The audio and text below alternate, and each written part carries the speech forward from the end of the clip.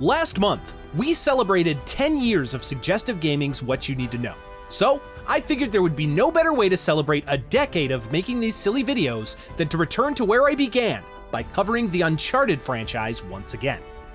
Back when I first covered this series, thanks to an idea from my original partner on the channel, Chris, love you buddy, it was just before Uncharted 4's release. Since then, we've gotten a Thief's End, but also The Lost Legacy, released as a standalone expansion. Not only will I be covering these new stories, but a couple I missed on my original go-around as well. Those being the Vita game, Golden Abyss, the DLC motion comic Eye of Indra, a comic book published by DC, and a novel written by Christopher Golden. As a quick note, some of these stories' place on the timeline is intentionally ambiguous, so for Nathan's miscellaneous journeys, I'm gonna group them all together in one section of this video. Please don't take my placements too seriously, and feel free to skip ahead to the games if those are what you're here for. As always though, there's a couple things I won't be covering, namely the online game Drake's Tale, since there wasn't much there to show anyway, and the 2022 movie starring Marky Mark and Spider-Man, since it's just a film adaptation of the story and isn't meant to take place within the game's continuity. Now, without further ado, this is what you need to know about Uncharted. Thanks for sticking around for 10 years. Our story begins in the late 1980s in Boston, Massachusetts, where we find a young boy named Nathan Morgan being raised within the St. Francis's Boys' Home orphanage.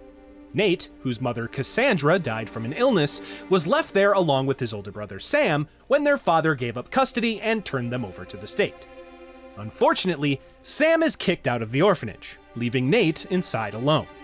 Furthermore, Sam helps Nathan sneak out one night to inform him that he'll be leaving town for at least a year, to take a job to save up some money so he can take his younger brother in. While Nate is crushed that he'll be completely alone, Sam gives him some good news. He's tracked down their mother's old belongings, which their father had previously sold. The pair then head out to the buyer's home, a mansion across town. They break in, finding it filled with various priceless artifacts. After exploring a bit, taking a Polaroid photograph of themselves in the process, they locate their mother's journal, containing research on pirate Captain Henry Avery. More on that later. Unfortunately, they're soon met by the owner of the mansion, and her revolver. She demands that they hand over her journal before holding the boys at gunpoint, informing them that she's already called the police. Sam tries to convince the woman to at least let Nathan go, as he was only brought along on the promise of seeing their late mother's things. Upon learning that the boys are Cassandra's sons, the old woman's tone immediately shifts. She drops her pistol and reveals herself as their mother's former employer, telling them that Cassandra was the most brilliant historian that she'd ever met. Unfortunately, Cassandra was never able to finish her research regarding Sir Francis Drake, whom both of them believed secretly had long lost heirs. The woman, whose name is Evelyn, allows them to keep their mother's journal, before telling them to leave her to deal with the police. Unfortunately, as she stands, Evelyn quickly collapses to the ground, seemingly suffering from a heart attack. Sam and Nathan are then forced to leave her behind as the police arrive, and they sneak out of the mansion. Despite getting noticed by arriving officers, they're able to slip past them to get to Sam's motorcycle, taking it to swiftly escape the scene. When they get a safe distance away, the brothers discuss the night's events. Unfortunately, they realize that the police will soon come looking for Sam and Nathan Morgan, so they can't just go back to their old lives. Sam decides that they're destined for something greater anyway, and proposes that they work together to finish their mother's work. As for their new identities, Cassandra once believed Sir Francis Drake had secret heirs, so Sam decides to give him some. With the help of some friend of his that can forge identity paperwork, the brothers Drake are then born. Sam and Nathan Drake then begin their new lives as explorers, adventurers, and mostly thieves. A few years later, we find Nathan Drake now in his mid-teens. While in Cartagena, Colombia, Nate gets separated from his brother when Sam is incarcerated elsewhere. Regardless, he continues their search for Sir Francis Drake's secrets alone, making his way to a museum where Nate hopes to find a ring that the explorer once owned. After entering an exhibit dedicated to the pirate Francis Drake, Nate locates the ring within a display case. Inscribed on the ring is Sic Parvis Magna. Nate translates it to Sir Francis Drake's motto, "Greatness from small beginnings." Unfortunately, the case is locked. While Nathan takes note of the case's other contents, he spots someone else with an interest in them, a middle-aged, mustachioed man. Nate watches the man discreetly attempt to unlock the case with a hidden key, which fails. The boy then follows the man out of the museum to a locksmith, who makes an adjustment to the key. The man slips the key in his wallet, and Nate continues following him to await his chance to steal it. The man soon meets with a blonde woman whom he seems awfully comfortable with. As the pair stop at a shop, Nathan successfully pickpockets the man's wallet, but he doesn't get away for long, as he quickly catches the boy. While the man compliments the boy's technique, he admits that he knew he was following him across town. Nate hands the wallet back over, but secretly pockets the key, taking it with him back to the museum. There, Nathan is able to unlock the case with the stolen key, retrieving the ring as well as a strange golden disc. He realizes that the disc has a small indentation, which the ring fits perfectly, but as he places them together, the man he stole the key from then arrives, with the blonde woman and her security in tow.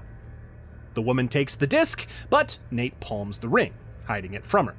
She responds to his trick with a smack to the face, causing the man to step in to stop her, referring to her as Catherine. Nate slips away in the scuffle, scrambling across the rooftops to escape from Catherine's men. During the ensuing chase, the man Nate stole the key from suddenly arrives to help him escape, and he frantically warns the kid to get to safety. When Nate is cornered by one of Catherine's men and held at gunpoint, he's forced to pick up a nearby pistol of his own. The boy is then forced into a standoff, as he prepares to pull the trigger to save himself. Luckily, he doesn't have to make the decision, as a gunshot goes off and the goon falls, revealing the mustached man behind him. After helping Nate to his feet, the man takes him back to a restaurant. While he's initially a bit skeptical, Nathan joins him for a meal. The man finally introduces himself as Victor Sullivan and asks why the boy has such a strong interest in the ring. Nate simply states that it belongs in his family, but notes that the disc in the museum was some sort of decoding device. He further explains that Sir Francis Drake's journey through the East Indies took months longer than it should have, leaving him to believe that Drake was on a secret mission from the Queen, a mission which likely involved a massive plunder of yet unrecovered treasure. While Victor notes that his now former employer, Catherine Marlowe, has the disc, Nate reveals that the ring is the key to activate it, effectively placing them in a stalemate. Sullivan then explains that he sees great potential in the boy, who finally tells him his name, Nathan Drake. Sully then takes the kid under his wing, effectively watching over him in Sam's stead. A little under a decade later, we rejoin Nathan in his mid-20s, currently in prison, along with his brother Sam, in Panama. As he fights with a fellow inmate, Gustavo, the pair are interrupted by the prison's warden, Vargas, who proceeds to throw Nate into solitary confinement. Sometime later, Vargas retrieves Nate and takes him outside the prison in handcuffs. Once the pair are alone, it's revealed that Nate had purposefully gotten himself jailed in that exact prison to search one of its towers. While Nate, Sam, and their business associate Rafe Adler bribed Vargas, he announces that he further wants a cut of whatever they find in the tower. The warden then reveals that he read a letter Rafe had delivered to Nathan, which was from Joseph Burns, Captain Henry Avery's first mate, who happened to be imprisoned in the tower long ago. Hoping to learn about the pirate captain's lost treasure, Nate tells Vargas to take up his gripes with Rafe before heading off to climb the tower. Inside Burns' cell, Nate solves a puzzle to reveal a secret compartment in the wall, where he finds a hidden cross inscribed with Digna Factis Recipimus, a Latin phrase meaning "we receive the due reward of our deeds." Nate returns to Vargas, hiding the cross and claiming that the cell had already been picked clean. He tells the warden to check any blueprints for other towers, sending him on a wild goose chase so he can return to Sam. Back in the prison yard, Nate regroups with his brother, and Rafe joins them shortly after.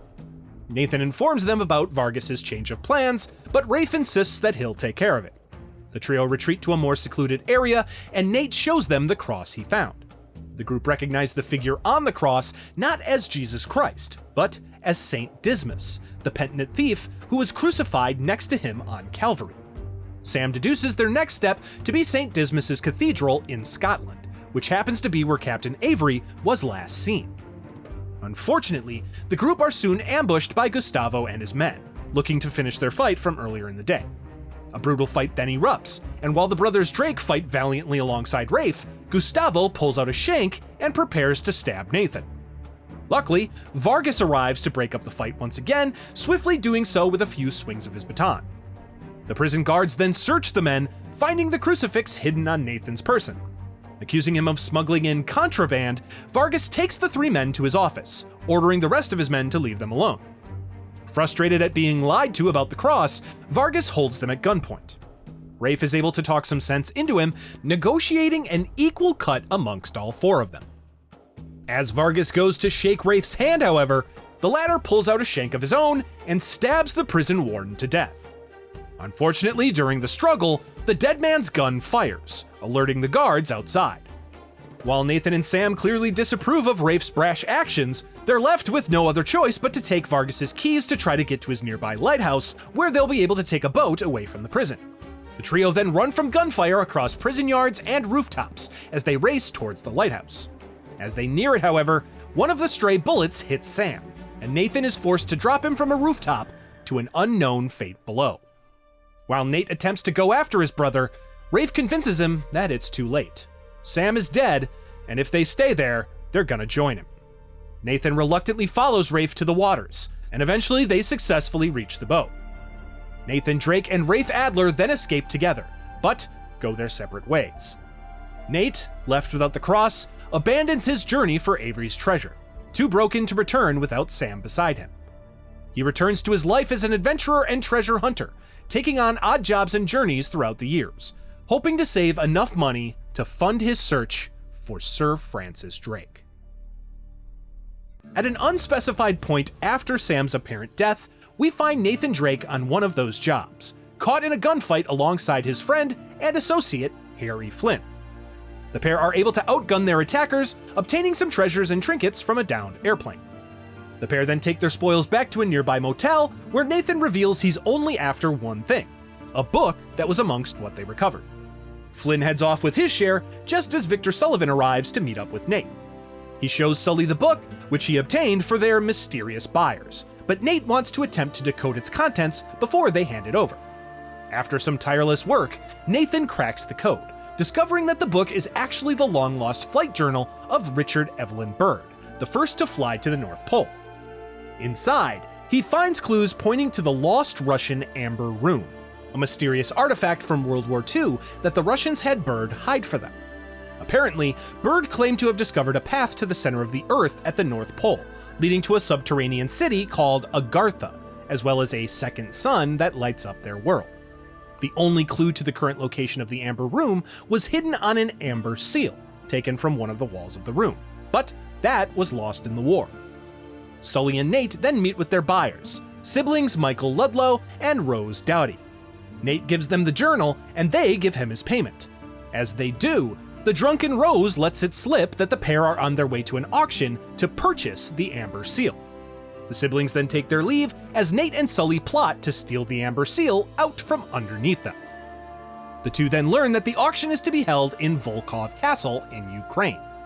They arrive at night to scope the place out, but Nathan is soon discovered and held at gunpoint by an unknown woman with an Australian accent. She simply states that she always knew they would meet someday. She just didn't think she'd have to kill the famed explorer when they did.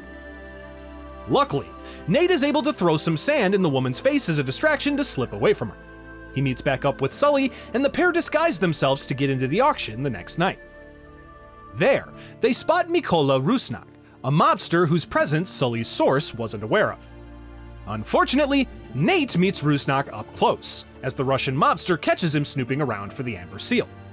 Surprisingly, the woman from the night before arrives and provides a cover for him, claiming to Rusnak that Nate is her assistant. As Mykola leaves, the woman finally introduces herself as Chloe Fraser. Sully then arrives and pulls Nate away before he can thank her, something Chloe takes note of. The pair then exit and determine that they'll have to steal the Amber Seal before the Ludlows can purchase it. Nate soon realizes that somebody beat them to the punch, and he has a sneaking suspicion of who it could be. That suspicion is quickly confirmed as he spots Chloe. He grabs her, and a scuffle then ensues. The pair tumble into the room containing the Amber Seal, and Chloe holds Nate at gunpoint, but he's too distracted by the artifact. He admits that he doesn't care about taking the amber seal, and she can have it just after he looks at it. He then finds a list of numbers on the back of the seal, which he takes note of before Chloe snatches it. Nate's warnings are too late, as she sets off a sensor that immediately triggers an alarm. The pair are then forced to run as the castle goes into lockdown. Chloe then triggers an explosion that blasts a hole in the wall, allowing them to escape outside. They soon find that they're not out of the woods yet, as guards open fire on them from inside the castle. Chloe realizes that the amber seal is too hot for her, so she throws it to Nathan and runs off on her own away from the gunfire. Nate catches it and tries to call Sully, receiving no answer on the other end. Surprisingly, a limo then pulls up, and once it stops, Michael Ludlow steps out. Ludlow invites Nate inside the vehicle, and Nate sees a captured Sully in the back seat, held at gunpoint by Michael's sister Rose. Nate reluctantly gets in the limousine and joins the Ludlow siblings, as well as the subdued Sully, for dinner. Michael then forces Nathan to decipher the code on the amber seal, threatening Sully's life if he refuses. During an ensuing conversation, Rose reveals that the siblings are descendants of Thomas Doughty, Sir Francis Drake's traveling companion and good friend. That is, until Drake accused him of treason and witchcraft, leading to Doughty's execution. They then make their motivation clear. They don't want the amber room for its riches. They want to restore their family's name. And using Drake just adds a personal connection. Nathan finishes deciphering the code and hands over coordinates to a location at the North Pole. The siblings then exit with the amber seal, leaving Nate and Sully tied up for Mikola Rusnak to deal with. Fortunately, Nathan knows a thing or two about escaping being tied up, and he frees himself and Sully. Unfortunately, they run right into the arriving Rusnak, along with his men. Rusnak then ties the pair up, again, and demands that they tell him where the amber seal was taken. While Nate tries to tell him that the Ludlows have it, he doesn't listen. Their questioning is soon interrupted by gunfire, however, as Chloe Fraser then arrives, incapacitating Rusnak and his men with a flashbang grenade. She then unties Nate and Sully, taking them to a nearby jeep, which they use to drive off. Unfortunately, the trio are soon tailed by Rusnak, following in his own vehicle, manning a mounted machine gun. With some skillful maneuvering, Chloe gets Rusnak's driver to careen off-road, and his truck explodes into a fiery blast. Rusnak and his men are seemingly killed in the blast. As thanks for their rescue, Nate and Sully allow Chloe to accompany them on the rest of their search. The newly formed trio then travel to the North Pole to locate the real coordinates, as Nate gave the siblings fake ones. Unfortunately, Michael and Rose still have enough security in the area to get in their way. Nate and Sully sneak into the siblings' plane to steal the amber seal, but all three are quickly caught by Michael, Rose, and their goons, before being held at gunpoint once again. Michael then forces Nate and Sully to fly their planes to the correct location, but as they approach, all of the craft's electronics suddenly cut out. Sully skillfully lands the plane manually in a gorge, but the landing gear is damaged in the process, effectively grounding them there. Rose's attention is quickly drawn elsewhere, however, as she spots their ultimate goal right before them, the Amber Room. Strangely, however, it's destroyed, with skeletal remains beside it. The group are left to wonder who, or what, is responsible for destroying the Amber Room.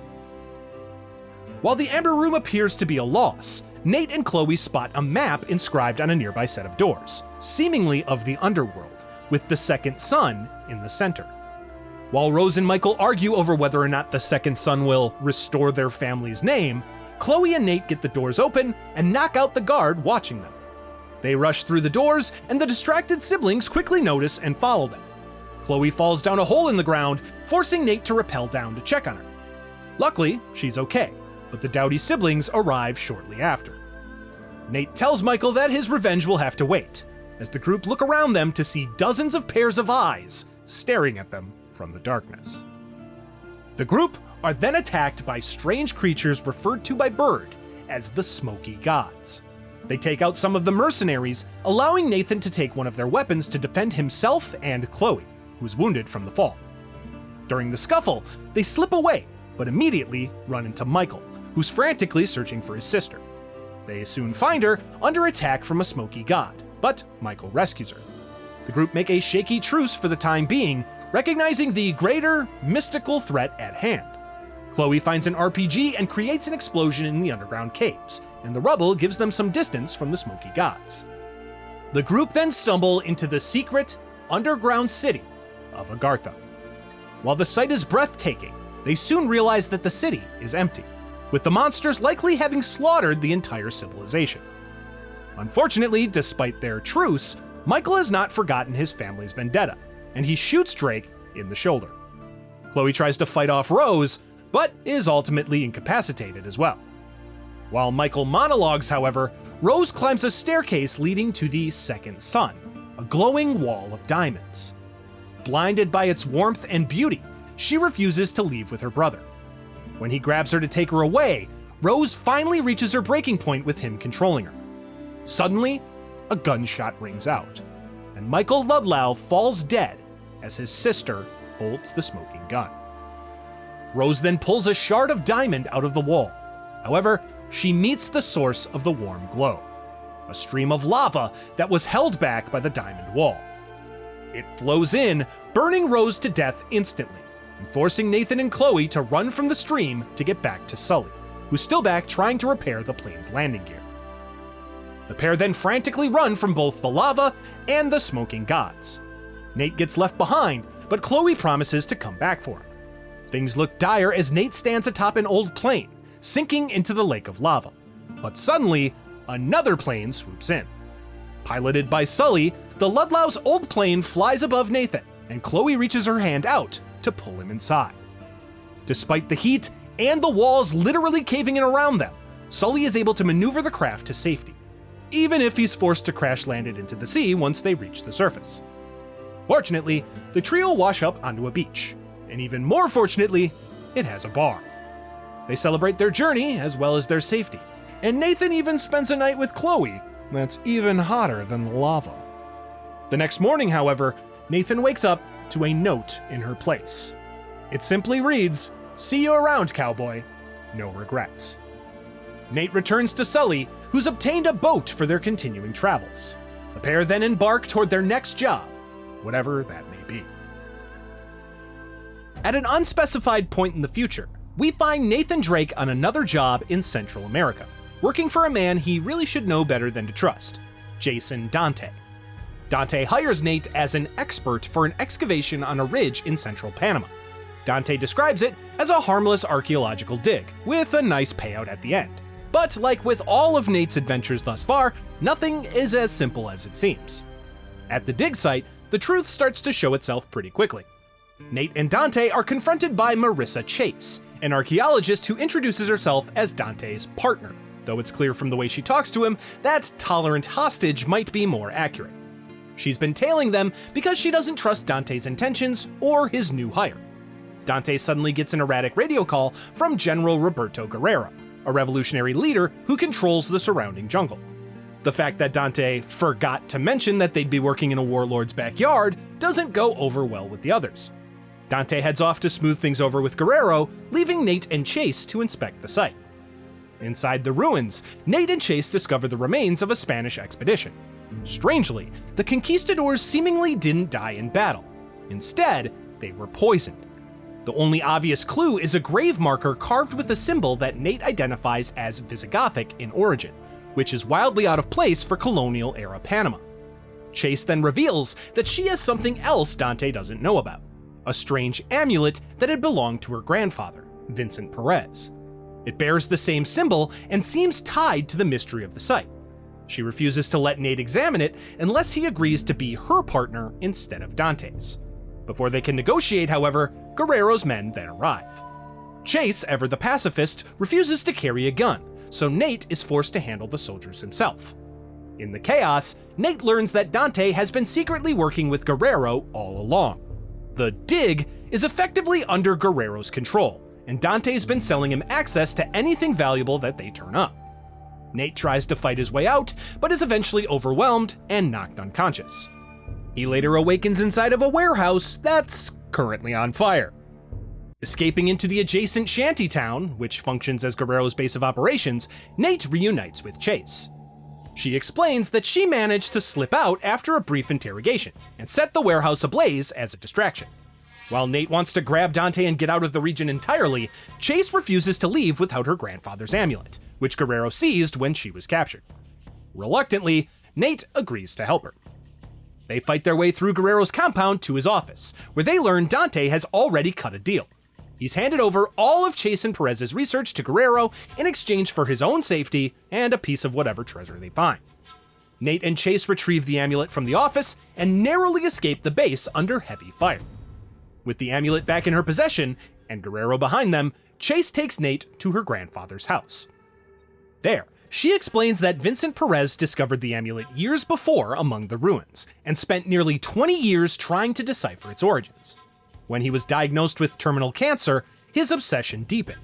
He contacted Dante, who arranged access to Guerrero's territory so Perez could continue his work on site. 3 months ago, Perez disappeared, and Dante quietly took over the excavation. In Perez's study, Nate discovers the same symbol from the grave marker on the cover of a book about a secretive religious order known as the Set Sadash, a Christian sect whose roots trace back to the Visigoths. According to legend, when the Islamic conquest reached Spain in the 8th century, 7 bishops fled with their nation's treasures across the ocean, founding the mythical 7 cities of gold. The Set Sadash, as far as Perez could tell, dedicated themselves to finding and protecting these cities. Using Perez's notes, Nate translates the inscription surrounding the symbol. The sword of Stephen shall bear witness to our sacrifice in the chamber of the 7 fathers. Perez believed this chamber to be a hidden sanctum of the order, and a likely waypoint on the path to a lost city the Spanish once called Quivira. Nate finally accepts Chase's earlier offer of partnership, and the pair head out to the location Perez identified, a set of Spanish ruins beside a massive sinkhole. Climbing down into the pit, they discover catacombs at the bottom and eventually find the Chamber of the 7 Fathers itself, along with Perez's makeshift camp and his journal. The journal sheds more light on the Set Sadash and their connection to the friar Marcos de Niza, a high priest of the order who famously claimed to have discovered the 7 cities of gold, and lied about nearly everything. His golden cities were, in reality, simple native villages. Perez had become convinced that Marcos and his followers used ritual sacrifice and deception to hide the truth, and that Quivira was real, sealed away somewhere beneath this chamber. While studying his journal, Nate spots a reference to Marcos's Moorish guide, Esteban, and realizes the Sword of Stephen is actually Esteban's blade. Solving a puzzle in the chamber, Nate and Chase open a concealed tomb, but don't find Esteban's remains. Unfortunately, they do find something a bit more personal: the body of Vincent Perez, who died in the depths of the chamber before he could finish his work. Chase mourns her grandfather, while Nate recovers Esteban's sword. Etched into the blade are unfamiliar symbols. Nate makes charcoal rubbings of them before returning to Chase, promising that when they finally uncover Quivira, they'll credit it as Perez's discovery. Chase corrects him. It'll be their discovery, as partners. This moment is interrupted by Dante, who arrives with armed mercenaries and seizes Chase as hostage once again. Before he can go much further, Guerrero appears, overhears Dante's insults, and calmly throws him off of a balcony into the darkness below. Guerrero then forces Nate to hand over the sword and leaves with Chase in tow. Dante, for better or worse, survives the fall. He and Nate, now with no one else to rely on, work together to escape the sinkhole, which Guerrero has rigged with explosives. They fight through Guerrero's men, hoping to reach Chase before she's fully spirited away. But by the time they reach the surface, they find her gone. Dante swears that he'll gather his own mercenary force to take Guerrero down directly, while Nate goes off to bring in somebody he actually can trust: Victor Sully Sullivan. Back topside, Nate assembles the rubbings he took from Esteban's sword. The symbols form a map leading to a place Friar Marcos called the Temple of the Serpents, a structure he claimed stood guard over the gateway to hell.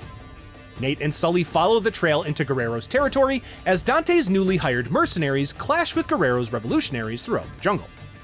Along the way, Sully falls into a hidden pit and injures his leg.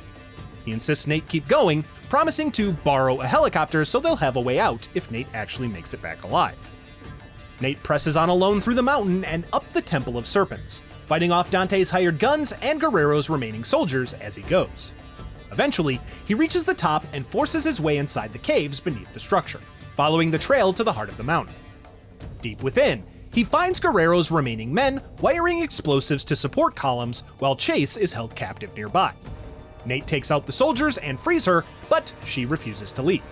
According to Perez's research, Quivira lies beyond a final sealed door at the base of the cavern. Nate realizes that Chase's amulet isn't just a relic, it's a key. He then uses it to unlock the mechanism, opening the giant stone door. Beyond it stretches an underground lake that they must cross. On the other side, another door awaits them, which the amulet opens again. Past that second gate lies what the Spanish legends were really describing all along. A vast cavern lined with enormous veins of gold, the Golden Abyss, and at its center, a towering throne of gold. Seated upon it is the corpse of Esteban, impaled through the heart with the dagger of Marcos de Niza. Esteban, Perez concluded, had been sacrificed by Marcos himself, a blood offering meant to seal the gates of hell and hide the city forever. Before Nate and Chase can even think about taking the dagger as proof to rewrite history, a Geiger counter tucked in Chase's pack starts screaming. The gold is radioactive. Suddenly, all of Perez's notes make sense. The poisoned conquistadors, the dead locals, Perez's own cancer. All of it traces back to prolonged exposure to this blessed gold. Quivira isn't just a cursed treasure. It's a slow, invisible, carcinogenic weapon. At that moment, Dante appears, surrounded by his mercenaries. He reveals that he already knew the gold was radioactive. He simply doesn't care. His plan is to strip mine the Golden Abyss and funnel its gold through black markets, museums, and jewelry, scattering contaminated metal all across the world. Millions could be poisoned, and no one could ever trace it back to him. Nate and Dante brawl atop the golden platform, Dante taunting Nate about always walking away from treasure. Nate eventually wins, knocking Dante down and leaving him near the throne as he and Chase prepare to bring the whole cavern down. Chase then triggers the charges wired throughout the tunnels, intending to collapse the mountain and bury Quivira forever. The Golden Abyss then begins to fall apart all around them. As they race back towards the exit, Guerrero appears one last time with an RPG, the last remnant of his army. He fires at a support column, sending it crashing down onto Chase's leg and subsequently trapping her. With nothing left but his pride, Guerrero declares that his only remaining cause is to die with honor, and that he'll take Nathan with him. Nate confronts him on a burning, crumbling bridge above the abyss. During their fight, Nate lures Guerrero out onto the weakest section of the structure. The bridge then collapses, sending the general plunging into the depths below. Nate then returns to Chase, using a makeshift wedge to free her from under the stone. With the tunnels collapsing around them, the two limp and climb their way towards the surface, just as Sully finally arrives overhead in his stolen helicopter. He lowers a winch, and the pair are hauled out of the dying mountain. They touch down on a nearby pyramid in the valley to splint Chase's leg and catch their breath. As Sully checks their fuel situation, Nate pulls out Chase's amulet, which he managed to hang onto during their escape, and he offers it back to her. She takes it and immediately tosses it into the jungle. Whatever Marcos believed, she agrees with him on one thing. This thing, and everything it stands for, belongs in hell. With Quivira buried, its radioactive gold sealed away, and its lies entombed for good, Nate, Chase, and Sully climb back into the helicopter and head off towards their next adventure. Alive, but probably just a little more radioactive. At yet another unspecified point in his career, we find Nathan Drake doing what Nathan Drake does best, wrapping up a job that has him running for his life. This time, he's in Ecuador, having just stolen the staff of Ayer Manco from a drug runner named Ramon Valdez. On his way out, he also frees Valdez's captive, Alex Munoz, the daughter of Guayaquil's drug-fighting mayor. Both deeds earn Nate a sizable payday, but as he flies home to America, he gets a call from Sully, who needs his help looking into a murder back in New York. Once Nate arrives, Sully fills him in on the situation. The victim is Luka Hutsiak, a world-famous and rather controversial archaeologist. More importantly, however, Luca was a longtime friend of Sully's. The police have no leads, but Luca's daughter, Yada, who happens to be Sully's goddaughter, may know the motive behind the killing. A few months prior, a man named Tyr Henriksen, the CEO of weapons company Phoenix Innovations, had tried to recruit Luca for a secret project, using Luca's own wife, Phoenix employee Olivia Huzak, to win him over. Luca eventually walked away from the job, but kept chasing the mystery on his own, telling Yada that it led to a priceless treasure that Henriksen could never be allowed to claim. Yada wants the truth, and Sully wants the killers brought to justice, so Nate signs on without hesitation. Sully brings Nate to an apartment where Yada has been hiding from the police. There, she tells them what little she remembers of her father's work, something tying together King Midas, alchemy, and labyrinths. Her own digging has surfaced a name, Dr. Maynard Cheney, a labyrinth expert currently running a museum exhibition. The trio head over to follow the lead, but they reach Cheney's office just moments too late, finding the man freshly stabbed to death. With the killer nowhere to be found, Nate gets Cheney's grad student, Gretchen Welch, to share what her boss had uncovered. Luca had figured out that the famous Minotaur labyrinth on Crete and a freshly excavated one in Egypt were both built by the mythical architect Daedalus, and that a third labyrinth was waiting to be found. As luck would have it, Gretchen's brother, Ian, is a project manager at that very Egyptian dig, and she agrees to reach out to him on their behalf. The group's next stop is Luca's apartment, but by the time their taxi pulls up out front, the entire building is already up in flames. They're then chased through the streets by an SUV packed with gunmen, though Nate manages to shake the pursuers in the city's back alleys. With New York having gotten far too dangerous by this point, the three gather some essentials and false identity papers before quietly slipping out of the country, bound for the Egyptian dig site that Luca had visited shortly before his death. In Egypt, a contact of Sully's hooks them up with a vehicle and some firearms. Searching Luca's old hotel room, the group discovers his journal hidden away inside an air conditioning unit. Its contents back up his theory: 3 labyrinths, all designed by Daedalus, each watched over by a custodian known as a mistress, who collected tribute in the form of honey. More importantly, the journal notes that Henriksen has no interest in the first 3 labyrinths at all. What he's after is the treasure hidden within a 4th. The trio then meet Ian Welch over dinner, and he confirms Luca's theories match the evidence at the dig.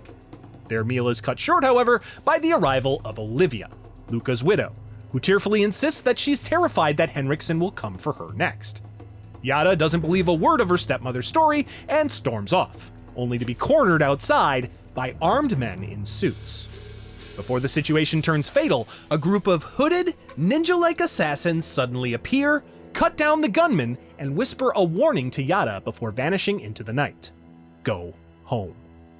The following day, the group regroups with Ian at the dig site, and he sneaks them straight down to the labyrinth center. While exploring, Nate triggers a trap and very nearly drops into a deep pit, but the near miss exposes a hieroglyphic minotaur carved into the wall. They locate their true entrance beneath the central altar, guarded by a deformed skeleton wearing fake horns, which happens to resemble the image of a minotaur. Descending alone, Nate, Sully, Yada, and Ian find 3 chambers, each dedicated to a separate labyrinth, and learn that the third sits on the island of Terra, known today as Santorini. Before they can leave, the hooded assassins storm in and drag Ian off into the dark. The other 3 escape, only to come face to face with Henriksen and Olivia. Yada manages to talk their way back outside, and the group rushes off towards Santorini. Beneath a medieval fortress, the trio uncover the 3rd labyrinth, and find its walls covered in a particular flower motif. The way forward is blocked by chambers flooded with seawater, and as the group doubles back, they walk straight into Henriksen, Olivia, and a few hired guns. When Nate accuses Henriksen of killing Luca, the businessman seems genuinely caught off guard and denies it, even admitting that Olivia's whole frightened victim act had simply been a ploy to try to learn what Nathan knew. Henriksen forces them deeper into the labyrinth at gunpoint, but the hooded assassins strike once again, this time seizing Sully and dragging him away. Nate and Yada then give chase, ending up in the central chamber, where they find that this labyrinth holds 4 subchambers rather than 3. One of them is devoted to an unknown Chinese god, pointing them squarely towards China. Henriksen catches up and makes his case, If the Hooded Men had wanted Sully dead, he'd already be dead, so working together is their best shot at getting him back. Nate reluctantly agrees to put their feud on hold. Olivia, meanwhile, recognizes the chamber as a depiction of Diyu, the Chinese version of Hell, itself imagined as a sprawling maze, which would be an ideal hiding spot for a treasure. The assassins then set off explosives that seal the group inside, but Nate finds an underwater escape route, tucking his gear into Hendrickson's waterproof pack and guiding everyone to safety. The Shaky Alliance then flies to China, and en route, Olivia shares Hendrickson's research. As it turns out, Daedalus was a con artist who would promise kings an unbreakable treasury, wait for them to load it with riches, and then steal the lot and move on to his next mark. When Daedalus died, his nephew Talus kept the same scheme going, ordering all the treasure relocated to the fourth labyrinth near what's now Nanjing, a labyrinth built by enslaved laborers Talus dubbed the Protectors of the Hidden Word. The group also identifies the mysterious flower on the walls as white hellebore, a poisonous plant. The flight then takes a grim turn when the co-pilot uses one of the assassin's daggers to kill the pilot, and, upon realizing what he's done, blankly slits his own throat. Luckily, Nate manages to safely land the plane himself. After some embassy negotiations to get the group released by Chinese authorities, they pinpoint the fourth labyrinth beneath the treasure mound of a Ming Dynasty emperor's mausoleum, thanks to a tip from Nate's London contact, Margaret Shin. Hendrickson brings on 2 squads of mercenaries, and they push inside, following ancient sled tracks towards the heart of the maze. Stopping to rest in a cavern carved to resemble Diyu, Olivia springs her trap. Turns out, the mercenaries answer to her. She gleefully takes credit for the apartment fire and the gunman back in New York, and is about to have Nate, Yada, and Hendrickson executed, when the Hooded assassins attack and create just enough chaos for the 3 to escape. Once they're safe, Hendrickson finally reveals what he's truly been chasing. The legendary honey used to pay the mistress is a solution brewed from white hellebore that leaves anyone who drinks it docile and obedient, which makes it the perfect raw material for brainwashing. Occasionally, this process goes wrong and mutates the drinker, turning them into what's become known as a minotaur. This drug, also called the Hidden Word, is exactly what the Hooded Order has spent centuries kidnapping people to safeguard. Hendrickson had intended to sell the mind control drug to the highest bidder, but figuring Olivia would rather use it to turn world leaders into her personal puppets, he agrees to help Nate and Yada stop her. Continuing toward the center, the group is ambushed by 5 hooded protectors along an underground river. Hendrickson shoots one down, and as the body collapses, they recognize his face as none other than Ian Welch. Then another protector lunges to strangle Nate, who realizes with horror that it's a brainwashed Sully. The 2 crash into the river and fight until Nate knocks Sully unconscious, before he hauls him back to the bank. They carry Sully along to the central chamber, where Yada opens the passage beneath the altar, and a Minotaur comes barreling out just as Sully starts to come to, and Olivia's crew arrives. The pandemonium lets Nate, Yada, Hendrickson, and a still groggy Sully slip past the beast and into the secret heart of the labyrinth. There, they find 3 tombs, Daedalus's hoard of gold, and the final mistress of the labyrinth, tending to a dying Minotaur. The mistress orders her last guards to kill the intruders, and the fight drags on until Olivia and one of her remaining mercenaries arrive, having killed the younger Minotaur.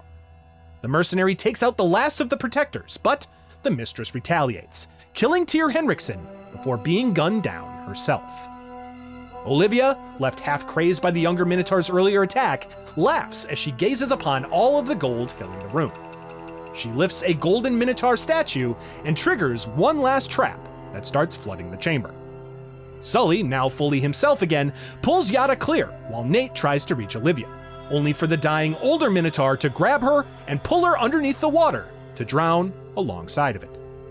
Nate makes it out with Sully and Yada, and with the labyrinth lost beneath the flood, he presumably destroys the white hellebore for good, making certain that no more of the mind-controlling drug could ever be produced. Sometime later, the trio attend Luca Husiak's funeral back in New York. Yada thanks Nate and Sully before stepping away to speak with her other relatives, and Sully thanks Nate for never giving up on him. Then, naturally, Sully can't resist bringing up just one more job. His friend Massimo has a cousin who recently left his post as a Vatican cardinal and walked off with a record of the missionary Andres Lopez's journey to Peru, a record said to reveal the location of the lost city of Paititi. If anyone's gonna find it, he'd rather it be them. Nathan, unable to turn down the promise of yet another long-lost city, agrees to tag along, and the pair set their sights on their next adventure. Sometime later, Nate takes on a job in Jakarta for a crime lord named Daniel Pinkerton. Pinkerton, a wealthy collector of rare artifacts, claims to have already acquired 2 of the legendary treasures of Indra, the Wrath and the Path, and now he wants the final piece, the Eye of Indra, a diamond amulet said to be worth millions. He hires Nathan Drake to find it, warning him that he does not tolerate betrayal. While researching in a local bar, Nate is attacked by several men, only to be saved by the bar's owner, Rika Raha, who speaks perfect English despite her Indonesian roots. She reveals she knows he's working for Pinkerton, and after some quick conversation, agrees to help Nathan decipher some documents that he recovered. Together, they discover something crucial. The Eye of Indra was shipped centuries ago, but the king who owned it hid the amulet inside the Erawan statue, which happens to be currently sitting in Pinkerton's private safe. Nate immediately decides that he has no intention of telling Pinkerton this. Instead, he plans to steal it for himself. However, Rika admits that she contacted someone to provide backup for the heist, and that someone turns out to be her brother, Eddie Raha, who happens to be a long-standing enemy of Nathan Drake. Eddie arrives furious, threatening Nate for having slept with his sister, but after a tense exchange, the three agree to work together to rob Pinkerton that very night. Nate lays down 2 rules. Eddie brings no army, and he follows Nathan's lead exactly. Reluctantly, Eddie agrees to follow the terms. That night, Nate and Eddie infiltrate Pinkerton's estate while Rika waits outside to provide support. They reach the safe, but when Eddie attempts to blow it open, the detonator fails, due to him having used all their explosives to blow up Pinkerton's cars as a distraction. Before they can attempt anything else, Pinkerton and his armed men storm the room, before capturing all 3. Pinkerton proceeds to interrogate Nathan and Eddie in a warehouse, torturing Nate while demanding to know whether he located the Eye of Indra. Rika is then dragged in as additional leverage. With few options left, Nathan finally tells Pinkerton the truth. The eye is inside the Erawan statue, hidden within the safe that he is currently guarding. Pinkerton proceeds to enter the code himself, opening the safe and retrieving the amulet. Luckily, this is exactly what Nate had planned. Using a hidden weapon Nate slipped to her beforehand, Rika shoots Pinkerton, killing him instantly. Eddie and Nate then free themselves in the chaos, and the 3 fight their way through the compound towards the docks. By the time the guards realize their boss is dead and the treasure is gone, the trio are already boarding a boat to escape. However, as the smoke clears, Rika turns her gun on both men. She orders both Nate and Eddie off of the boat, revealing that she's keeping the amulet for herself. Eddie is shocked, assuming that she would split it with her brother, but Rika tells him that he misunderstood. She isn't splitting it with anyone. She leaves them behind at the docks, taking the Eye of Indra and disappearing into the night. Nathan warns her that the world is small and he'll find her again, but she simply tells him that she looks forward to it. 3 days later, Nate recounts the entire ordeal to Victor Sullivan, who immediately chastises him for ever working with Eddie or anyone in the Raha family. Nate simply shrugs it off as he's already focused on his next job, one he claims will be funded entirely by the producers of a young journalist covering Sir Francis Drake's supposed coffin. As Sully watches the report on TV, he sees the reporter on screen for the first time, and her name is Elena Fisher. Nathan meets her the next day, and his first major adventure finally begins. We then find the pair upon a boat Elena chartered for their mission, uncovering the supposed coffin of Sir Francis Drake off the coast of Panama. Nathan gets the coffin aboard and uses a crowbar to crack it open, while Elena films the ordeal for a television report. As he does so, Elena laughs off his claims of being a descendant of the airless explorer, chastising him for defiling his family's remains. Nate returns with his own quip, simply stating that you can't defile something that's empty. He then cracks the coffin open, revealing what he already knew. It doesn't contain Drake's bones, but rather his journal. While Elena is disappointed in this discovery, or lack thereof, Nate claims that he only promised her the coffin. As she tries to argue the conditions of the contract, however, Nathan is suddenly distracted and grabs a radio to call in Sully for reinforcement. He then coyly warns Elena that their vessel is about to be swarmed by pirates, pulling out a pair of pistols before handing her one, since she already knows how to point and shoot.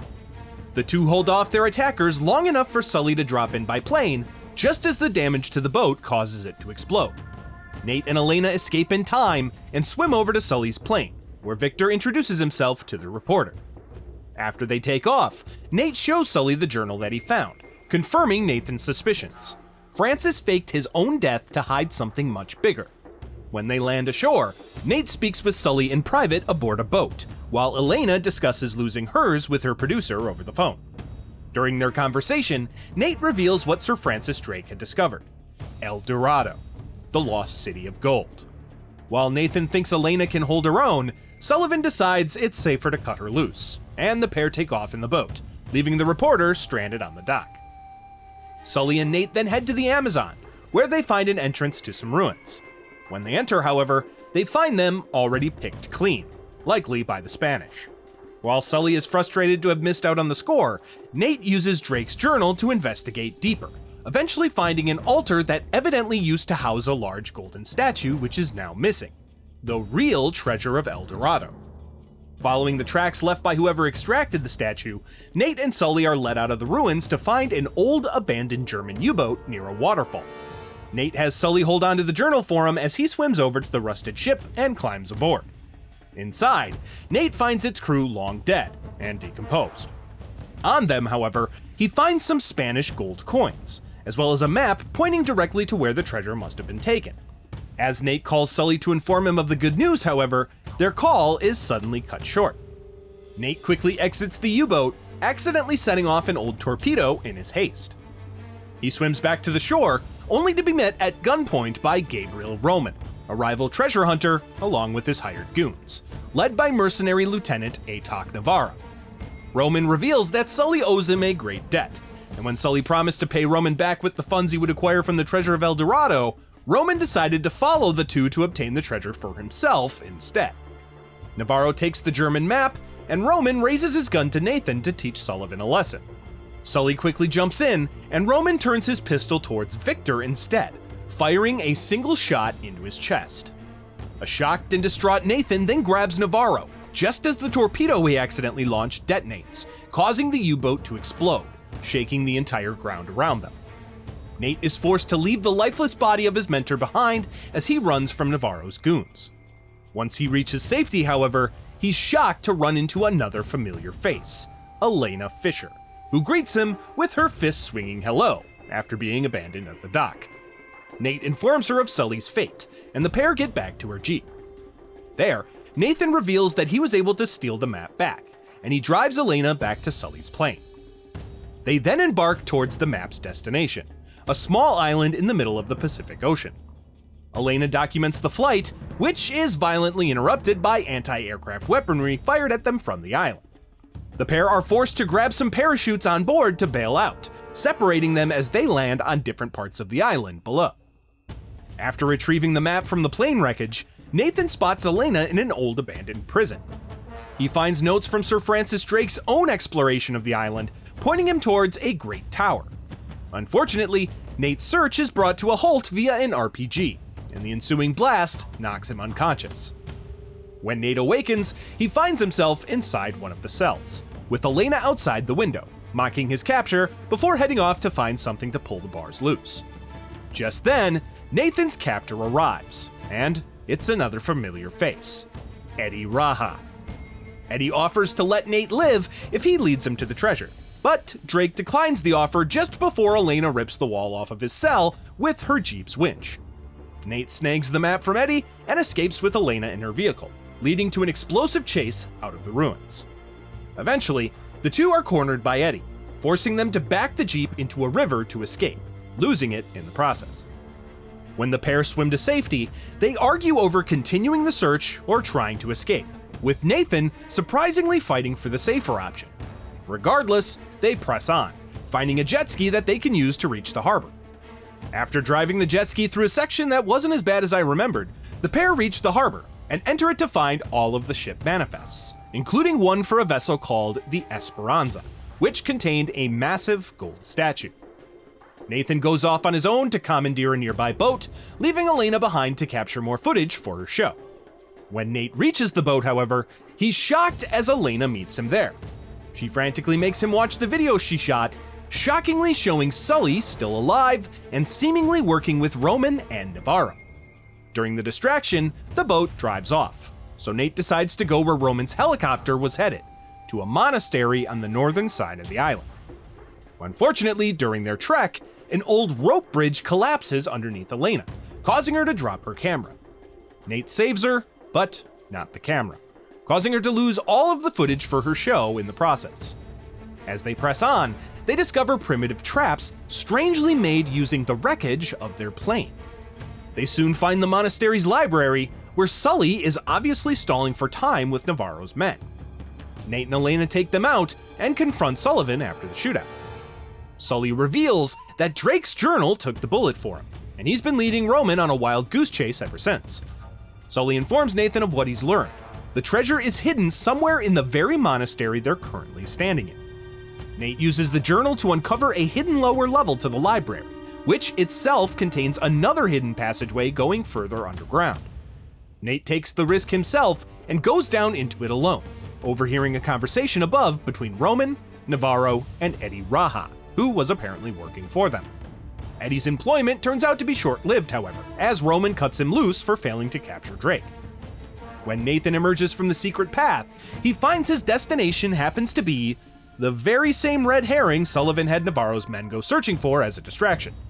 Nate fights through them and regroups with Sully and Elena inside the nearby mausoleum. Inside, they find another hidden passageway, but it closes before Sully can climb through, separating him from Nate and Elena once again. Down into more underground passageways, the pair run into Eddie and his crew, but they successfully fight off the attack and send him scurrying away. Nathan then comes across someone he's been searching for nearly his entire life, Sir Francis Drake, or at least what remains of it. Nate laments that his ancestor died without ever finding the treasure, taking off the ring he's long kept around his neck to reunite it with the fallen explorer. As the pair try to leave, Nathan is suddenly met by a frightened Eddie Raha, whose men are suddenly slaughtered by a completely new threat, a group of feral, human-like creatures. Nate and Eddie form a shaky alliance to fight them off, but the monsters soon overwhelm him and pull Eddie Raha to his death. Elena is able to help Nathan escape his mutant attackers, and the pair are able to outrun them to escape to an old, abandoned German bunker. Inside, Nate fights through more of the creatures to restore power to the bunker, and after getting it back on, he stumbles across a projector, with a film reel showing the horrible truth behind the treasure of El Dorado. As it turns out, the gold statue Nate has been searching for bears a terrible curse, one both the Spaniards and the Germans unleashed. Exposure to the cursed gold is what has seemingly turned the humans into the very creatures Nathan is now fighting. He makes his way back to Elena, but immediately finds that he's too late. She's been captured by Roman and Navarro. They take her with them as a hostage before going to look for El Dorado, warning Nathan not to follow them lest they eliminate their captive. Nate is able to regroup with Sully, and the men find their way underneath a church to finally locate the golden treasure of El Dorado, along with Roman, Navarro, and the captured Elena. Navarro's men quickly hold Nate and Sully at gunpoint, forcing them to drop their weapons. Navarro then goads Roman into opening the statue, which turns out to be a sarcophagus. The curse then immediately takes control of Roman, turning him feral. Navarro then shoots him, putting him down and revealing that he knew what would happen all along. Navarro claims that he is the only one smart enough to handle El Dorado, and has his men airlifted out via helicopter, which he then boards with Elena. Nate fights through Navarro's men, leaping onto the statue and grabbing hold as it's carried out. With Elena's help, Nate is able to crash land with the sarcophagus on Navarro's tanker at sea. In one final showdown, Nate fights through all of Navarro's remaining defenses to reach the crash-landed helicopter. As Nathan rushes to the unconscious Elena, however, Navarro blindsides him, prompting their final mano-a-mano battle. Nate knocks Navarro out before rescuing Elena, tying Navarro up in the helicopter's rope, then kicking it off the tanker, sending his rival and the gold statue of El Dorado down into the depths for good. Sully then arrives in a small boat, and Elena reveals that she took Drake's ring with her, before returning it to Nathan as thanks. As the pair lean in for a kiss, Sully interrupts them by showing the valuables that he managed to escape with. As the trio drive off into the sunset, Elena notes that Nate still owes her a story. He simply pulls her close and promises that he's good for it. 2 years later, we find Nathan alone and back to his old tricks drinking at a beachfront bar. He's soon met by his old friend, Harry Flynn, who approaches him with a job opportunity. When Nathan learns that the job includes stealing from a Marco Polo exhibit at the Istanbul Palace Museum, he immediately turns it down, reminding Flynn of a previous attempt at robbing the museum, which nearly ended up with him dead. When Nate mentions that it would be a 3-person job anyway, Flynn announces that their third has arrived just in time. Chloe Fraser then arrives, and Flynn reveals not only his plan, but their target, an old oil lamp. Harry and Chloe then admit that they don't know why they're after it, just that they have a buyer who's interested. They hope that Nate can provide some more insight, handing over an ancient letter that they found in their buyer's files. Nate immediately realizes that the letter was written by Marco Polo, and it contains references to his long-fabled lost fleet of ships, said to have been loaded down with treasure from Kublai Khan. With the larger picture now realized, the trio agree to go over their buyer's head to obtain the lamp for themselves, which they theorize contains some kind of hint to the location of Marco Polo's lost fleet. Chloe meets with Nathan in his hotel room later on, and the pair reminisce before agreeing to do the mission, this time leaving together afterward. The pair then share a kiss, deciding to keep their relationship a secret from Flynn. Later, the trio head to the museum under the cover of night, arriving by boat and sneaking in via the sewers. After Nate and Flynn stealthily get past the guards in the museum's courtyard, Chloe cuts the power, allowing them to break into the exhibit unnoticed. Inside, they retrieve the lamp and break it open, finding a piece of paper with a hidden message Nathan is able to uncover by burning the remains of the lamp. The message details Marco Polo's fleet's voyage to retrieve the Sintamani stone from Shambhala, the mythical hidden kingdom, before crashing near Borneo. With Nathan left reeling by the revelation, Flynn climbs out of the building and takes the rope with him, double-crossing Nate and leaving him behind to take the fall. As he leaves, Flynn shoots one of the displays, triggering an alarm. The museum guards then arrive in a flash, and despite his best efforts, Nathan is captured by the local authorities and subsequently thrown into a jail cell.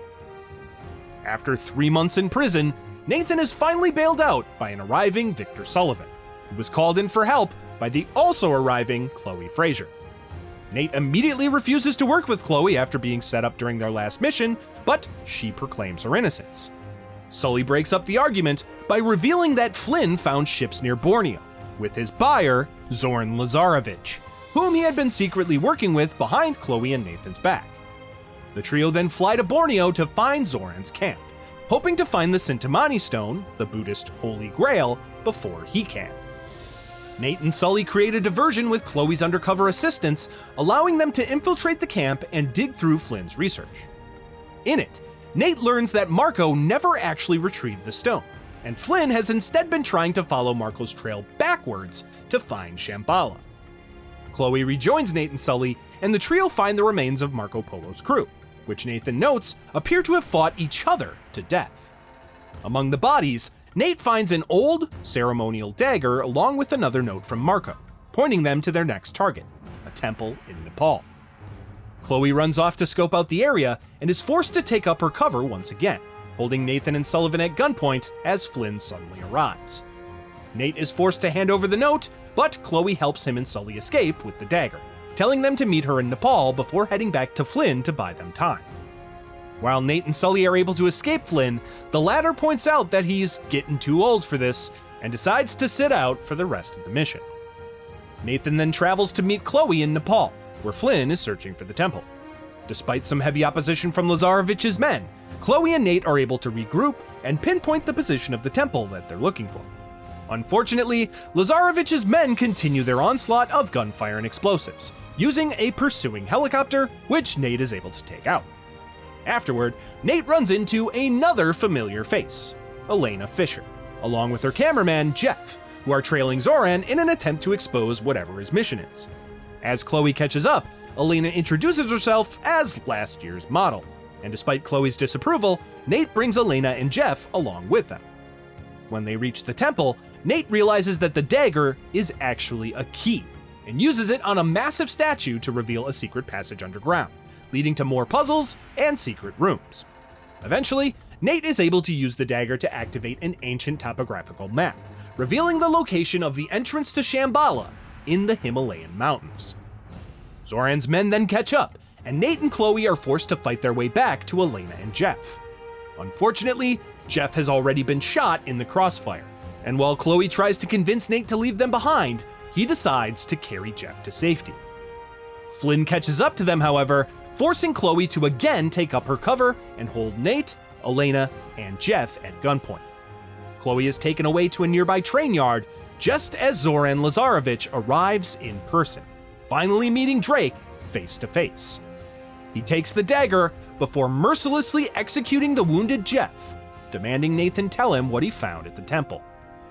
When Zoran turns his weapon on Elena, Nate tries to trade his own life for hers, agreeing to lead them to the stone if they let her go. However, Flynn finds a map in his pocket marking the location, giving him nothing left to bargain with. Zoran leaves with the map, and Flynn stays behind to take care of Nate and Elena. Luckily, the reporter shows her street smarts and creates an opening for them to escape. The pair are able to run to safety, where Nate decides to find the train yard that Chloe was taken to. Nate and Elena reach the train yard, where they split up. Elena steals a getaway vehicle, while Nathan goes to the train to rescue Chloe. The train departs, and the plan doesn't quite work out as intended, but Elena picks up Nate in a 4x4 to catch up to the train, allowing him to jump aboard. A fiery gun battle then ensues while Drake's on a train. While he retrieves the dagger, his attempt to rescue Chloe goes south when she appears to not want to be saved. During their discussion, bad turns to worse when Flynn arrives and shoots Nate in the abdomen. The wounded Drake is forced to retreat, firing at a stack of explosives to separate his car from Flynn's. Nathan's train car then goes sliding off of a snowy cliff, forcing him to perilously climb back up the dangling train to safety. After fighting off Lazarevic's cleanup crew, Nate uses the last of his energy to stumble to safety, eventually passing out in the snow. Luckily, he's discovered by a local man named Tenzin, who carries him back to a Tibetan village. When Nathan awakens, Tenzin takes him through the village to a house where he's relieved to find Elena, who's similarly happy to see him up and moving.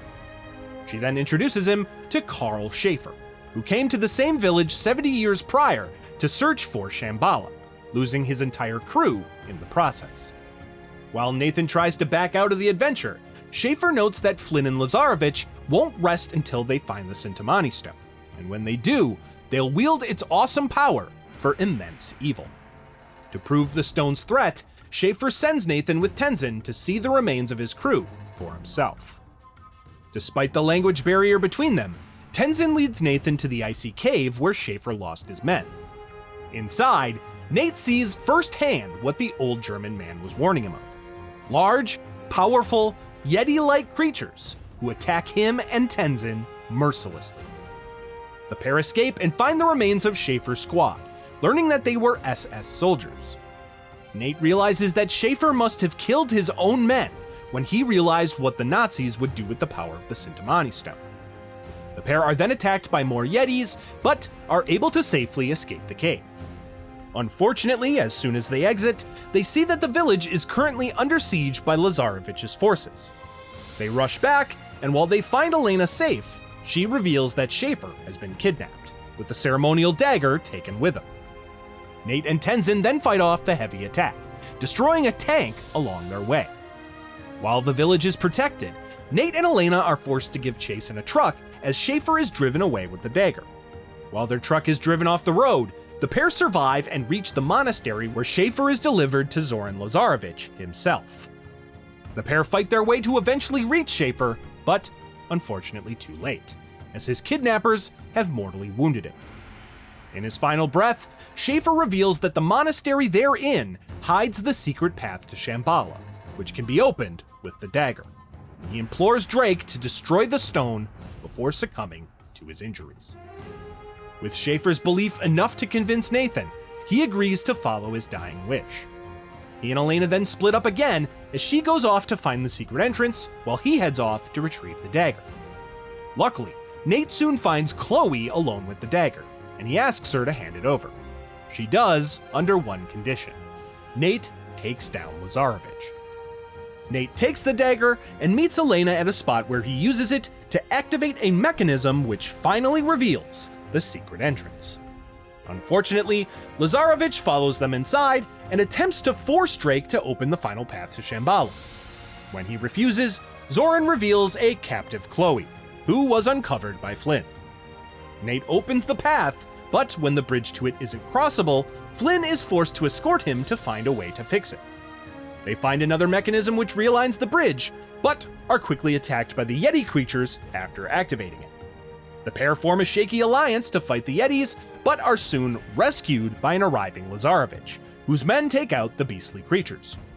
Lazarovich examines one of the corpses and realizes that they're simply costumes, worn by humans empowered by the Sintamani stone to act as scarecrows. Lazarovich then opens the final gate to Shambhala, and as the entire group gazes upon the wonders of the lost paradise, Zoran decides to put an end to the thorn in his side. While Flynn convinces Lazarovich to spare Chloe, he prepares to execute Nathan and Elena.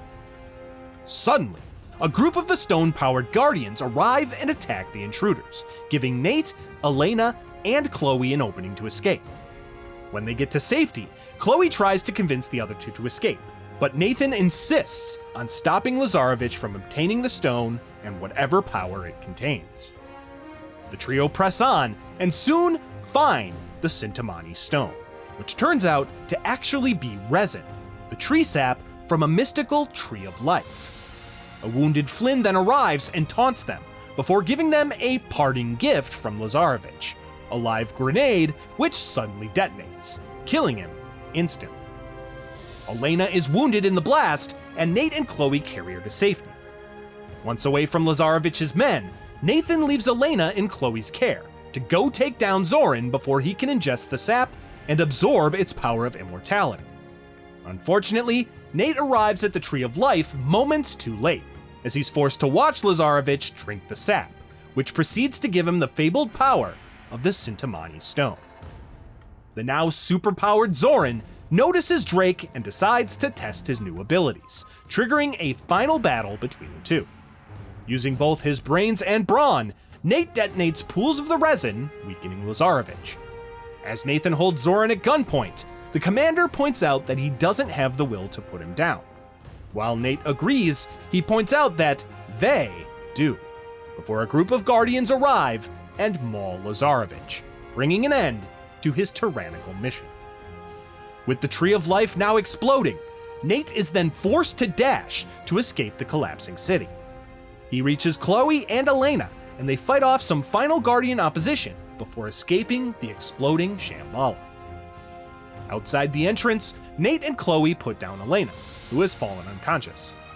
Nate frantically begs her to wake up before they're forced to carry her back to the village. Sometime later, at the village, Chloe asks Nathan if he loves Elena. When he simply apologizes, Chloe gets her answer and tells him that she doesn't mind. She simply instructs him to do himself a favor and tell her. Nearby, we see a recovering Elena walking alongside Victor Sullivan. Chloe takes her leave, and Nathan regroups with Elena and Sully, with the latter quickly rushing off to chase Chloe. Nate and Elena then pay their respects to Carl Schaefer before they share a kiss, watching the sun set over the mountains as they prepare for whatever the future holds. We then fast forward around 2 years, where we find Nathan Drake and Victor Sullivan walking the streets of London, England one night before entering a pub called the Pelican Inn. Inside, the pair meet with an elusive man named Talbot, who is in hopes to purchase Sir Francis Drake's ring from Nathan for an unspecified client.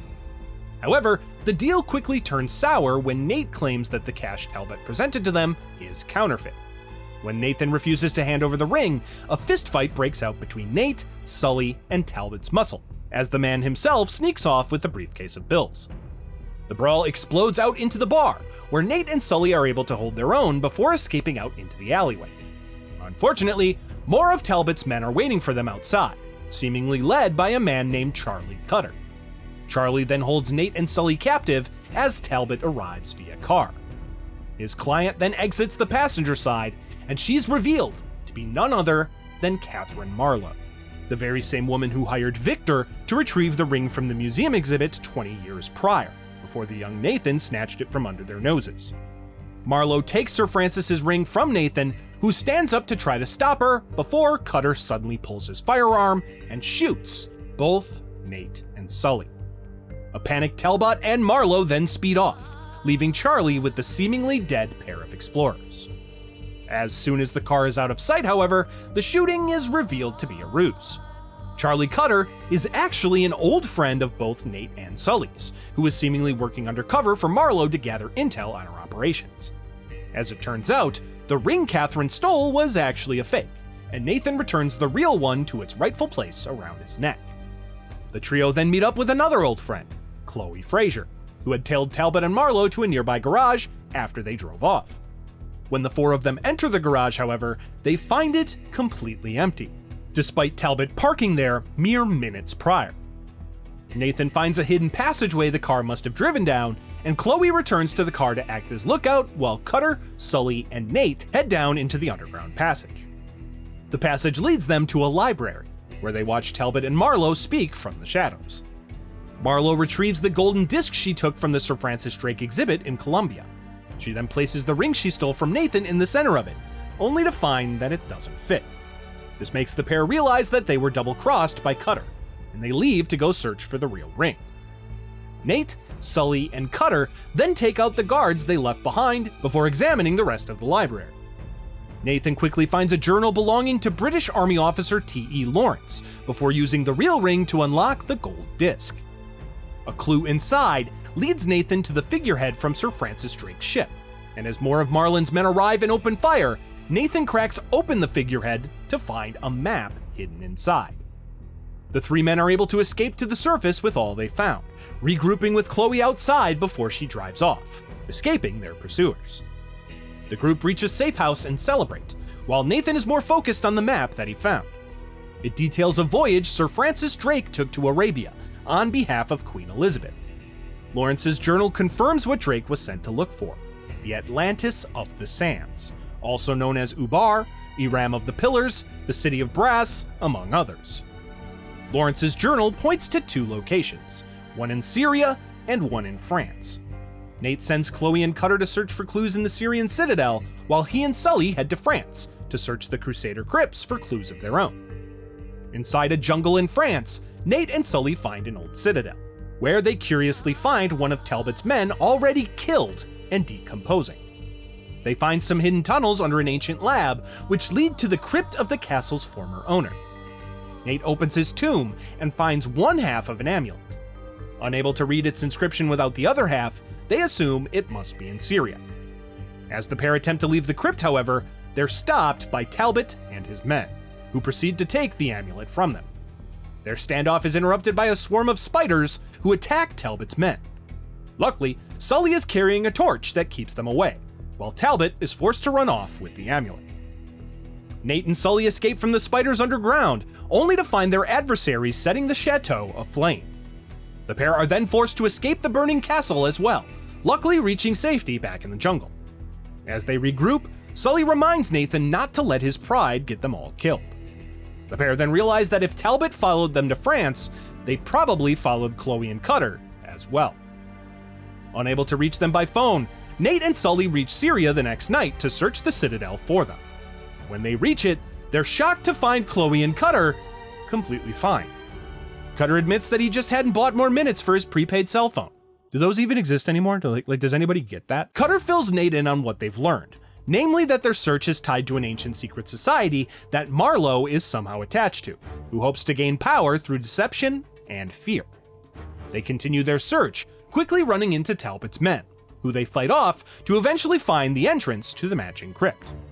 Unfortunately, during their search, Cutter strays from the group and is shot with a dart by Talbot himself.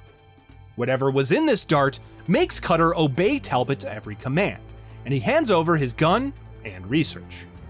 The rest of the group notice this, but Talbot slips away, leaving Cutter behind. While he's still disorientated and hallucinating, the group open the crypt and get inside. Despite having to be Charlie's trip sitters, requiring them to knock some sense into him, the group avoid more spiders and solve more puzzles to enter the inner crypts and find the matching tomb. Inside, they find the other half of the amulet, allowing them to read the full inscription, which points to a location in Yemen. Charlie holds on to the other half of the amulet since Nathan lost the last one, but this proves to be a flawed plan. Talbot and his men await them outside the crypt, and Cutter turns his pistol on Nate. When Talbot tells him to pull the trigger, Charlie responds, "My pleasure," and fires it at Talbot's men instead, giving them an opening to run. While Cutter's ruse works, he's quickly cornered by Talbot and Marlowe, who take the other half of the amulet from him. As they attempt to burn him alive, Charlie is forced to jump from the top of the tower, breaking his leg in the process. After a daring chase, Nate, Sully, and Chloe are able to get Cutter to safety. As they escape the Citadel, Chloe admits that things have gotten too dangerous, so she backs out, along with Charlie, who's too injured to continue. With Nate and Sully going to Yemen alone, Victor suggests calling someone else they know to help them. While Nathan immediately refuses, he eventually gives in and tells Sully to make the call. When they touch down in Yemen, the pair then meet their foreign correspondent, Elena Fisher. Elena gives the men each a press badge, instructing them to pose as journalists to get through any checkpoints. Elena begins to badger Nate about him not telling the truth about their current trip, and Sully gives them some space to talk. Nate points out that Elena is still wearing her wedding ring, revealing that the pair had gotten married and subsequently estranged since their last journey together. Elena points out that Nate is still wearing his, referring to Sir Francis Drake's ring around his neck.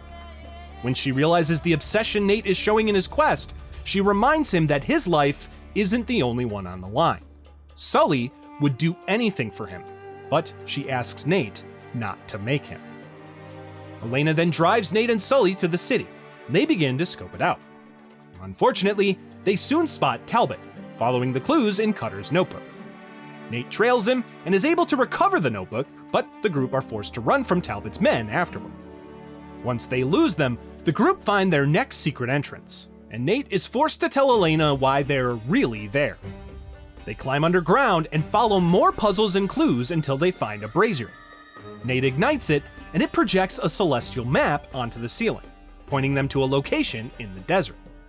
They also learn that Sir Francis Drake abandoned his search for the Atlantis of the Sands, based on whatever he learned about it at their current point in the search. Elena tries again to urge Nate to know when to walk away, but he predictably ignores her warnings. The group are again ambushed by Talbot's men on their way out of the underground passages. While they're able to fight them off and return to the city, Nathan is struck with one of the hallucinogenic darts, causing him to run off from Sully and Elena.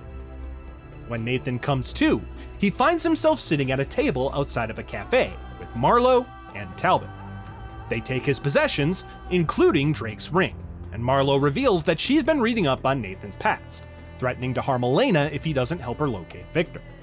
Nathan refuses, but it doesn't matter. Talbot's men have already located Sullivan on the other side of town. Nathan then breaks free from his captors and chases Talbot through the city. While Nathan eventually corners him, he's quickly smacked in the face with a board by an arriving local pirate working with Marlowe, knocking him unconscious. When Nate wakes up this time, he finds himself strapped to a chair before the pirate, who introduces himself as Ramses. The man explains that Marlowe had hired him to kill Drake, but he's willing to spare his life if he leads the pirates to the Lost City.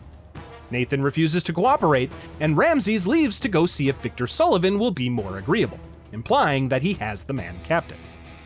Nathan breaks free from captivity and fights off the pirate guards to find a cruise ship where Sully's being kept. He fights through more pirates to reach it, leading to a daring boat chase once it embarks. When he gets onto the cruise ship, Nate rushes to find Sully, whom he soon locates strapped to a chair with a sack over his head. When Nate gets close and removes the sack, however, he finds that this Sully was simply a dummy. Ramses then springs his trap, arriving with his men and holding Nathan at gunpoint. Nate refuses to go down quietly, however, and he pulls out his gun before firing upon Ramses and throwing a grenade. The ensuing blast causes the ship to begin to sink, and the injured Ramses slips away as it begins to capsize. As he tries to escape the sinking ship, Nathan finds himself in the ballroom, where he's met once again by Ramses. Knowing he can't escape, the pirate lord decides that if he's going to hell, he's taking Drake with him. He then shoots the giant glass ceiling, allowing the surrounding water to rush in, and drowning himself in the process. Nate is then forced to run from the rushing water, eventually leaping out into the sea. When Nate washes ashore, he conveniently finds himself right outside the town that he just left. He reunites with Elena, but she gives him the bad news that Sully was captured by Marlowe, who currently has him on a convoy headed to the Rub al-Khali desert. While the convoy is too far to catch, Elena has another plan: climb aboard a cargo plane that's about to make a supply drop to the convoy. While Nate jokes that their last attempt at parachuting from a plane didn't go so well, it's the only chance they've got. Nate then naps in Elena's lap, apologizing to her as they await the plane's departure the next morning. As the dawn draws near, the pair approach the airfield via jeep. However, once they arrive at the runway, Nate jumps a gate, leaving Elena on the other side. Through the gate, he tells her that the plane mission is too risky and instructs her to take another nearby jeep to escape. She agrees, telling him that he doesn't have much time before driving off. Nate rushes to the plane on the runway, but it begins to take off. He sprints towards it, but seeing as it's an airplane, it's much faster than him. Luckily, Elena arrives in the jeep just in time. Nathan jumps on and she drives him up to the plane's landing gear. He leaps onto it just as the plane lifts off the ground, and as the landing gear retracts, he enters the bowels of the plane. Once the plane's in air, Drake tries to sneak around the undercarriage, only to be noticed almost immediately. A guard opens the cargo ramp, and in the ensuing scuffle, Nathan is thrown from the crashing plane. While flying through the air, Nate grabs onto a falling pallet of cargo and rips its parachute cord, allowing him to fall safely to the desert below. Nathan finds a weapon amongst the wreckage of the plane, but not much else. He's then forced to wander the desert alone for the following days.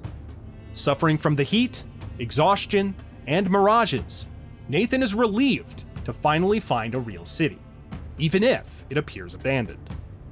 Nate enters the city to find it not so abandoned, as Marlowe's men immediately notice him and attack. Despite spending days without food or water, Nate is able to fight off an army of attackers until another group of men arrive on horseback. Their leader notices that Nathan is friendly and allows him to ride off out of the city with them. When the group return to their encampment, their leader introduces himself to Nathan as Salim and asks why the caravan is crossing the desert.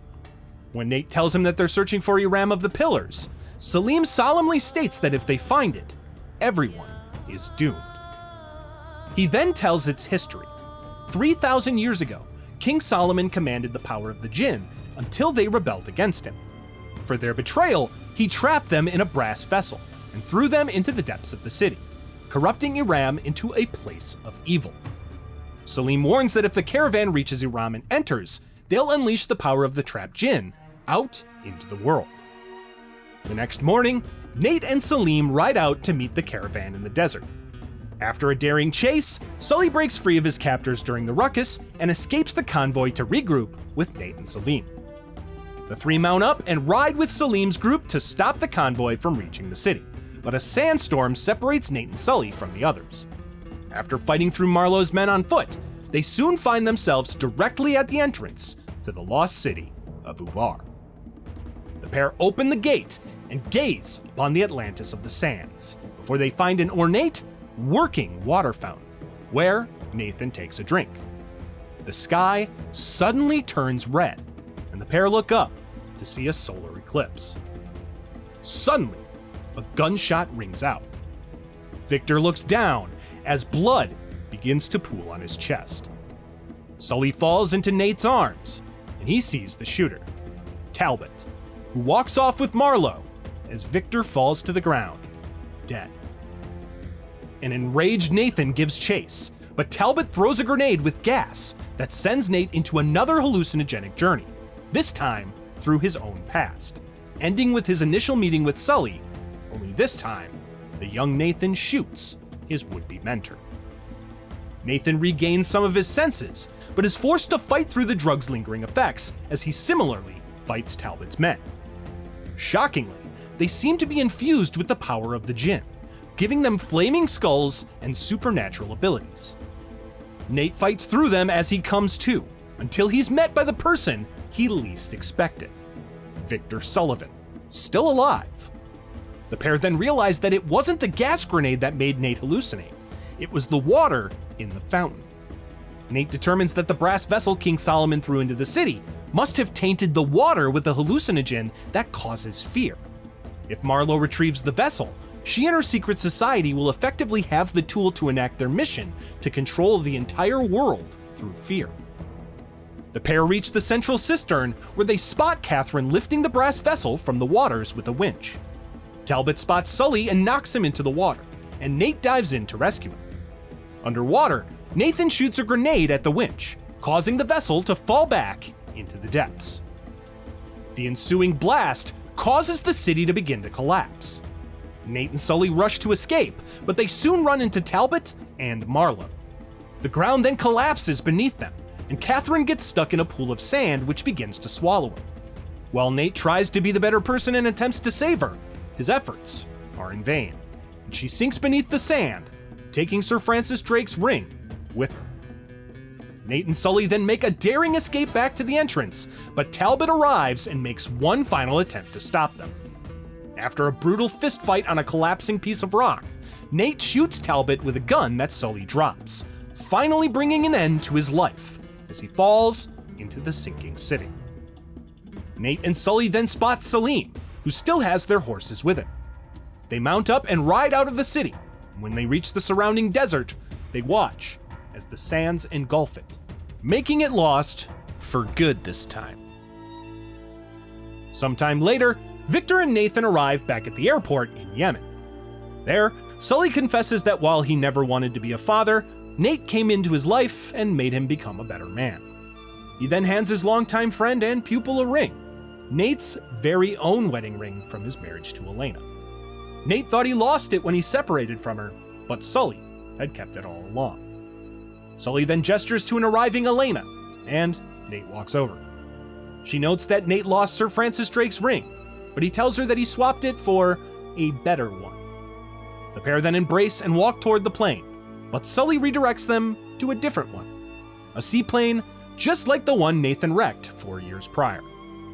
As they leave toward their unwritten future, Elena makes sure that this plane has working parachutes too. 3 years later, we find Nathan Drake underwater, securing some cargo that sank in a river. As it turns out, however, this isn't for Nathan's latest adventure, but instead for his day job, working for a salvage company. When his boss offers him a very lucrative but illegal job, Nathan doubles down on going legit and refuses. Instead, Nathan returns home and files the job plans away with all of the other adventures that he won't embark on. He then explores his attic, reliving his past journeys and reminiscing over the priceless artifacts that are now collecting dust. Nate heads downstairs, meeting his wife Elena, who's wrapping up a tourism article. As they chat over dinner, Elena realizes that Nate misses his life of adventure and encourages him to take the job, considering the only risk about it is a lack of permits. He instead holds steadfast in his attempt to live on the straight and narrow. He then bets Elena that he can beat her high score on the first level of Crash Bandicoot, with the loser having to wash the dishes. The next morning, Nathan arrives at his office to do some paperwork before the salvage company opens. When an insistent visitor comes knocking, Nate opens the door to see someone he thought he'd never see again for nearly 20 years. His own brother, Sam. Sam reveals that he survived the gunshots that took him down in Panama before he was thrown in a cell. The prison subsequently faked his death to ensure that he rotted away for life. He nearly did, until he was assigned to share a cell with drug lord Hector Alcazar, the Butcher of Panama. During the year they spent as cellmates, Sam spun tales about the pirate treasure of Captain Henry Avery, as well as his desire to one day find and retrieve it. One night, Alcazar took him up on it, breaking himself and Sam out of their cell. Fighting through a riot and the prison guards, Sam escaped with the drug lord. As they drove off, Alcazar asked Sam how long it would take him to find the treasure. When he didn't give a good enough answer, Hector stopped the car before his men pulled Sam out. Alcazar then held the Elder Drake at knife point and gave him 3 months to find and hand over half of the treasure, lest he spend the rest of his life tortured. Hector then left Sam with some money and a canteen of water before leaving him to begin his search, which began with finding his brother Nathan. While Nate wishes he could help, the trail to Avery's treasure died when Sam supposedly did, as their old partner Rafe bought up all of the land around the St. Dismas Cathedral, finding no signs of treasure. Sam has his own theory though. He's found a listing for another St. Dismas cross, exactly like the one they found in Panama all those years ago. Believing that Avery must have made multiple, and this one might hold the key to what they're looking for, Sam decides that they have to go to the black market auction where it's to be sold in 3 days. Nathan refuses, proclaiming that he's left that life behind, even offering to call Charlie Cutter to help Sam instead. But the Elder Drake tells his brother that his life is on the line, and his brother is the only one that he can trust to save it. Reluctantly, Nate agrees and calls Elena, lying to her that his boss got the permits for the job, so he'll be leaving right away. 3 days later, the brothers arrive at the auction's location, the Rossi Estate in Italy. Nathan calls Victor Sullivan to meet them there since he knows the people running the auction, but Sam is apprehensive about trusting him. The pair climb up to a window that Victor unlocks and get inside to meet him, posing as fellow guests of the auction. Sully gives them the unfortunate news that Avery's cross has already been taken out of storage and is currently on the auction floor. The trio decide that their best bet to get the crucifix without being spotted is to cut the power to the lights and use the few seconds of darkness while the backup generator switches over to nab the cross. Sam decides to pose as a waiter to get close to the cross, while Sully acts as lookout and Nate goes to kill the lights. While Sullivan is on the auction floor, he's met by an old acquaintance, a private military contractor named Nadine Ross. Meanwhile, the brothers sneak through a cellar and a courtyard to start their respective tasks. As Sam dons his waiter outfit and gets on the floor, Sully is joined by another old friend, Rafe Adler, the very same man the Drake stole the original crucifix with. Rafe immediately cuts through the pleasantries and demands Victor tell him how he found out about the second cross, threatening the man if he bets on it. Nadine steps in, and Sully takes his leave to radio Nate and tell him about Rafe's arrival. Sully is then forced to bet on the cross to buy Nathan some time to cut the power, predictably anchoring Rafe. When Nate finally reaches the main power switch, Sully lets Rafe win the auction, but the power cuts out just as the auctioneer announces the crucifix sold. When the lights come back on, the crowd is shocked to find the cross missing from the stage, while Sam rushes out. Nate sneaks past the guards outside the manor to make his way back inside to regroup with the others, but as soon as he makes it in, he's stopped by Nadine. She demands that he hand over the crucifix, triggering a fistfight between the aging adventurer and the military commander. She eventually throws Nate out of a window, forcing him to climb along the facade, where Sam spots him from a nearby rooftop and tosses him a pistol to defend himself from the arriving guards. The brothers Drake then fight their way back through the manor to reach Sully in a car outside. The three then make a daring escape, crashing through the manor gates to safely get back to a safe house. There, they break open the crucifix to find a note sealed with Avery's insignia, stating the pirate captain's birth date and death date, seemingly pointing to his gravestone. Nate then realizes that Rafe had been searching the St. Dismas Cathedral, when he should have been searching the nearby graveyard instead. Sam and Sully try to convince Nate to tell Elena the truth about his current adventure, but he ignores their advice before the group decide to head to Scotland to find Captain Avery's grave.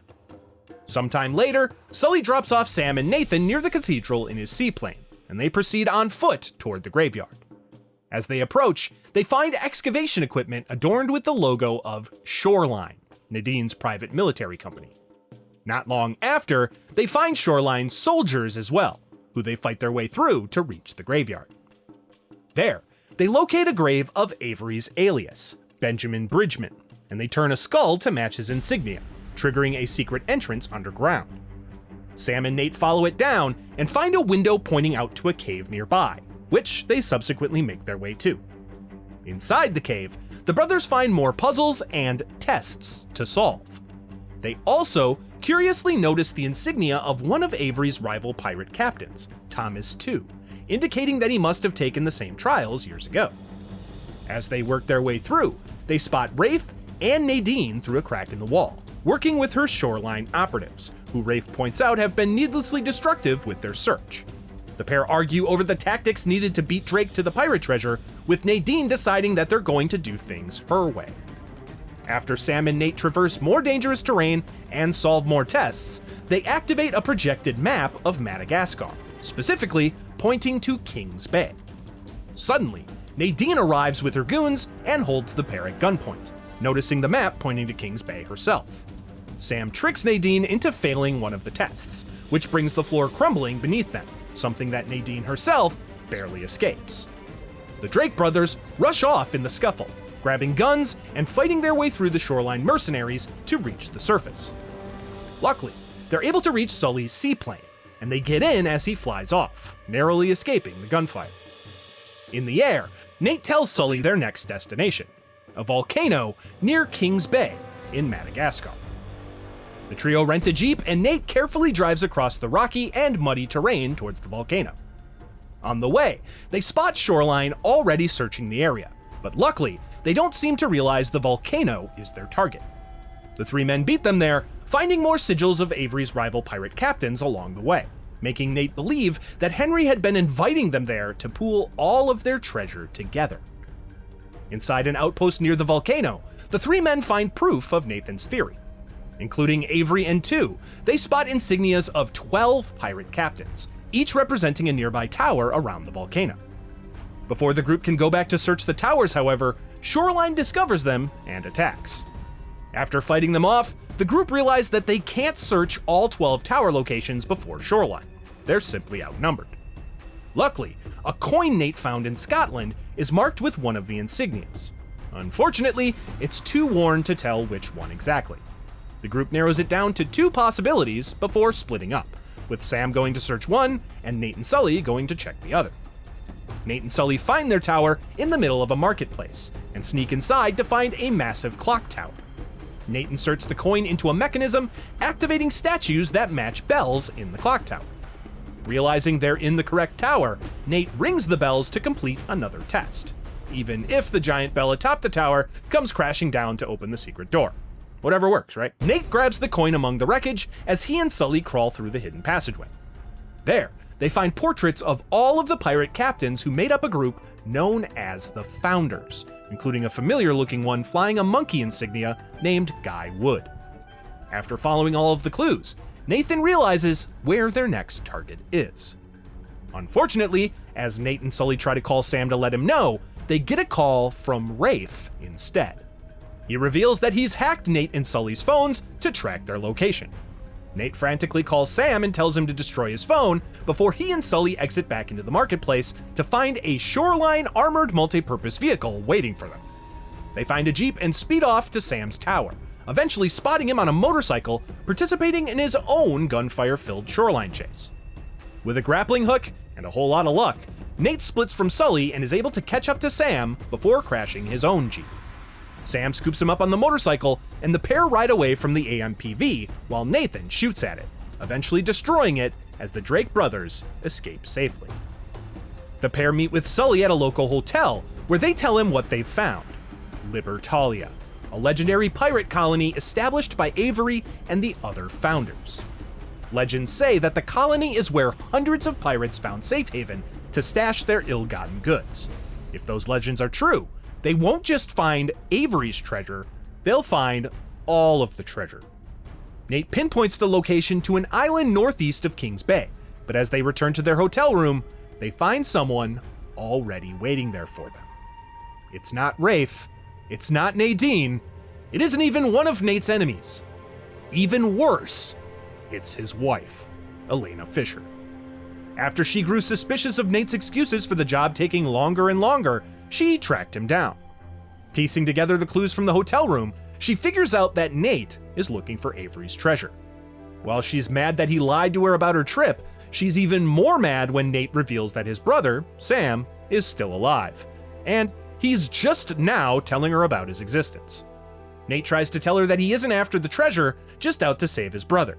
She simply responds that if he won't stop lying to her, he can at least stop lying to himself.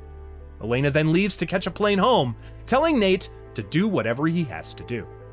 Sully tries to convince Nathan to go back with Elena and let him go with Sam, but he refuses, telling Victor to go keep an eye on Elena himself if he's so worried.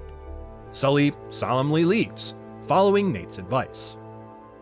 Sometime later, Sam and Nate rent a boat and sail to the island archipelago, where they find more clues, puzzles, and trials, which eventually lead them to the exact island where they'll find Libertalia.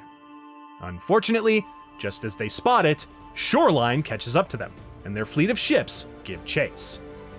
Sam and Nate try to beat them to the island as a storm rolls in. Unfortunately, their boat capsizes, separating the brothers and leaving Nate marooned on the island once he washes ashore. He desperately searches for Sam, but the slippery cliffside terrain causes him to fall and pass out. When he awakens, he spots Sam flashing a signal in the distance with his flashlight near a mountain, so Nate makes his way there. Shoreline catches up as he does so, forcing Nate to take down their operatives on his way. He soon regroups with Sam, who convinces his younger brother to continue their search despite the growing obstacles in their way. Eventually, the brothers Drake reach their destination, and finally feast their eyes upon the remains of Libertalia, the long-lost pirate utopia. The pair explore the town, fighting off the Shoreline soldiers who follow them inside. While exploring, they learn the history of the city through its remains. As it turns out, all wasn't perfect in the pirate paradise. Improvised barricades indicate there was some kind of civil war between the town's colonists and the founders. Inside the building meant to house and inventory all the treasure, they instead find portraits of the pirate captains with the word thief written over them. Turns out, you shouldn't trust notorious pirate lords as your personal bankers. Who knew? The brothers also learn that the founders took all of their treasure to their personal walled-off haven called New Devon, giving Nate and Sam their next destination. They climb up the guard tower to scope out their path, but are suddenly shot at by Shoreline explosives, forcing them to daringly escape from the now collapsing tower. Nate is soon ambushed by Nadine, who holds him at gunpoint, but Sam arrives and knocks away her weapon. Nadine then fights the brothers hand-to-hand to buy her men some time to arrive. During the scuffle, Sam retrieves the gun as they roll out to a cliffside. Rafe and some Shoreline mercs then arrive, prompting Sam to grab Nadine to hold her hostage in a standoff. Rafe doesn't think the Drakes have it in them to pull the trigger, and Nate proves him correct when he takes the gun from Sam and hands it over, freeing Nadine in the process. After Rafe pistol whips Sam, Nathan tries to make a deal with him. They'll lead him to the treasure if he gives them just enough to buy Sam's freedom from Hector Alcazar. This confuses Rafe, who reveals that Alcazar died in a shootout in Argentina 6 months prior. Hector didn't break out Sam. He was never even incarcerated with him. Sam didn't even escape prison. Rafe simply bribed the warden to release him so they could work together to find Avery's treasure, which they had been doing for the past 2 years. Turns out, Sam made up the entire story about owing Alcazar's cartel, just to get Nathan's help in finding Avery's treasure for himself before Rafe could. While Rafe really wants to shoot the Drake brothers, Nate convinces him that he still needs them to find the treasure. That is, until Rafe realizes he really only needs one of them, Sam. Sam then jumps between Rafe and Nate, pushing the younger brother off of a nearby cliff, where he crashes into a river below, knocking him out. Luckily, Nathan washes up and is found by his wife Elena, who decided to follow the sound of gunfire with Sully's help to catch up with Nate. Nate then finally fills her in on his true origin story, revealing that after he lost his brother, or at least thought he did, it was too hard to bring him up again, so he simply never did. Nate and Elena call Sully, who's circling above in his plane, and tell him to land in New Devon. They'll meet him there to rescue Sam. Nathan realizes that the treasure doesn't matter. Nate and Elena then work together once again to cross the island, taking out Shoreline soldiers on their way. Using a stolen jeep, which tragically falls down a waterfall, they reach New Devon. Just outside, Nathan reveals that he lied to Elena because he was afraid of losing her by breaking his promise to leave his old life behind. Past the wall surrounding the Enclave, the two notice that the dam had been broken, flooding the area completely. Luckily, one extravagant house at the top is still intact, and Nate theorizes that it must have belonged to Captain Avery himself. Right outside its front door, they spot Sam through a pair of binoculars, being held captive by Rafe and Nadine. They fight their way through Shoreline to reach Avery's manor, passing through Thomas II's estate on their way. There, they find remains of all of the founders, save for Tu and Avery, revealing that even after they battled off all the colonists, the captains fought between themselves for control of the treasure. Tu and Avery invited all of the others to dinner to settle their differences, but poisoned them instead. I'm really starting to think we can't trust these pirate guys. They reach Avery's mansion, where more Shoreline arrive. Nathan fights the small army single-handedly in one of the toughest battles of his life. And on the other side, he and Elena find that even the alliance of Tu and Avery eventually fell apart, leading to Avery taking the treasure to his ship before flooding New Devon. Following breadcrumbs left behind by Sam, Nate and Elena find a passageway underground leading to Avery's ship. Unfortunately, the pair get caught in a trap along the way, forcing another narrow, explosion-filled escape that the two barely survive. They then share a kiss and continue towards a cove where they spot Sam pinned down by Shoreline gunfire. After a grueling battle among the dilapidated boats crashed ashore, Nate is again chased by an armored vehicle. This time, Sully arrives with an RPG and throws it to Nate, who uses it to take out the vehicle just in time. In the wake of the battle, Sully, Elena, Nate, and Sam regroup. As they prepare to escape, however, Sam tries to convince them to go after Avery's treasure instead. Nate holds steady that they don't have anything to prove. They aren't the runaway boys anymore. Sam finally agrees and follows Sully and the others to his plane. When Sam gets separated from the others along the way, however, he has second thoughts and runs off towards the location of Avery's ship instead. Nate, Elena, and Sully give chase, but when the path requires two of them to hold a cart for the other, Nathan is forced to continue on his own to save his brother. Elena and Sully, meanwhile, head off to get the plane ready for a quick escape. Underneath the massive mountain on the island, Nathan finally locates Captain Henry Avery's ship. Nearby, Rafe and Nadine load treasure into their boats. Sam sneaks aboard one of them and takes it towards the half-sunken vessel. Rafe tells Nadine to go after him, but she refuses. At this point, she's already lost too many of her men to risk any more of Avery's booby traps, deciding to cut and run with the treasure that they found. Rafe warns her that Sam will get away with exponentially more treasure on the ship, but she simply states that if he can walk away with it alive, he's earned it. She then remarks that God knows Rafe didn't, which he responds to with a slap to the face. She answers by taking him down and holding him at gunpoint, but her mercenaries suddenly turn their weapons on her. Rafe then reminds her that mercenaries' loyalties are sold to the highest bidder. With no other choice, Nadine joins Rafe on another dinghy towards Avery's ship. Nate, meanwhile, makes his own way toward the boat. As he approaches, he witnesses an explosion go off within the ship, soon revealed to have been caused by a Shoreline soldier setting off one of the booby traps. Nate reaches the ship's main hold, which is predictably filled with massive amounts of gold and other treasure. Nate soon runs into Rafe, who holds him at gunpoint while standing next to an unconscious Sam, who's trapped under a fallen wooden beam. Nate pulls out his own pistol and asks to just let them leave and take all the treasure for himself. But at this point, it's not just about wealth to Rafe, it's about pride. Nadine then arrives, and Rafe instructs her to disarm Nate, which she does. However, she soon walks behind Rafe and puts her pistol to the back of his skull, before demanding that he hand over his. She then gestures over to two corpses, those of Thomas II and Henry Avery, who ultimately killed each other over the treasure. She notes that everyone who became obsessed with it wound up meeting the fate they deserved, before leaving and closing the heavy wooden door to the treasure room behind her.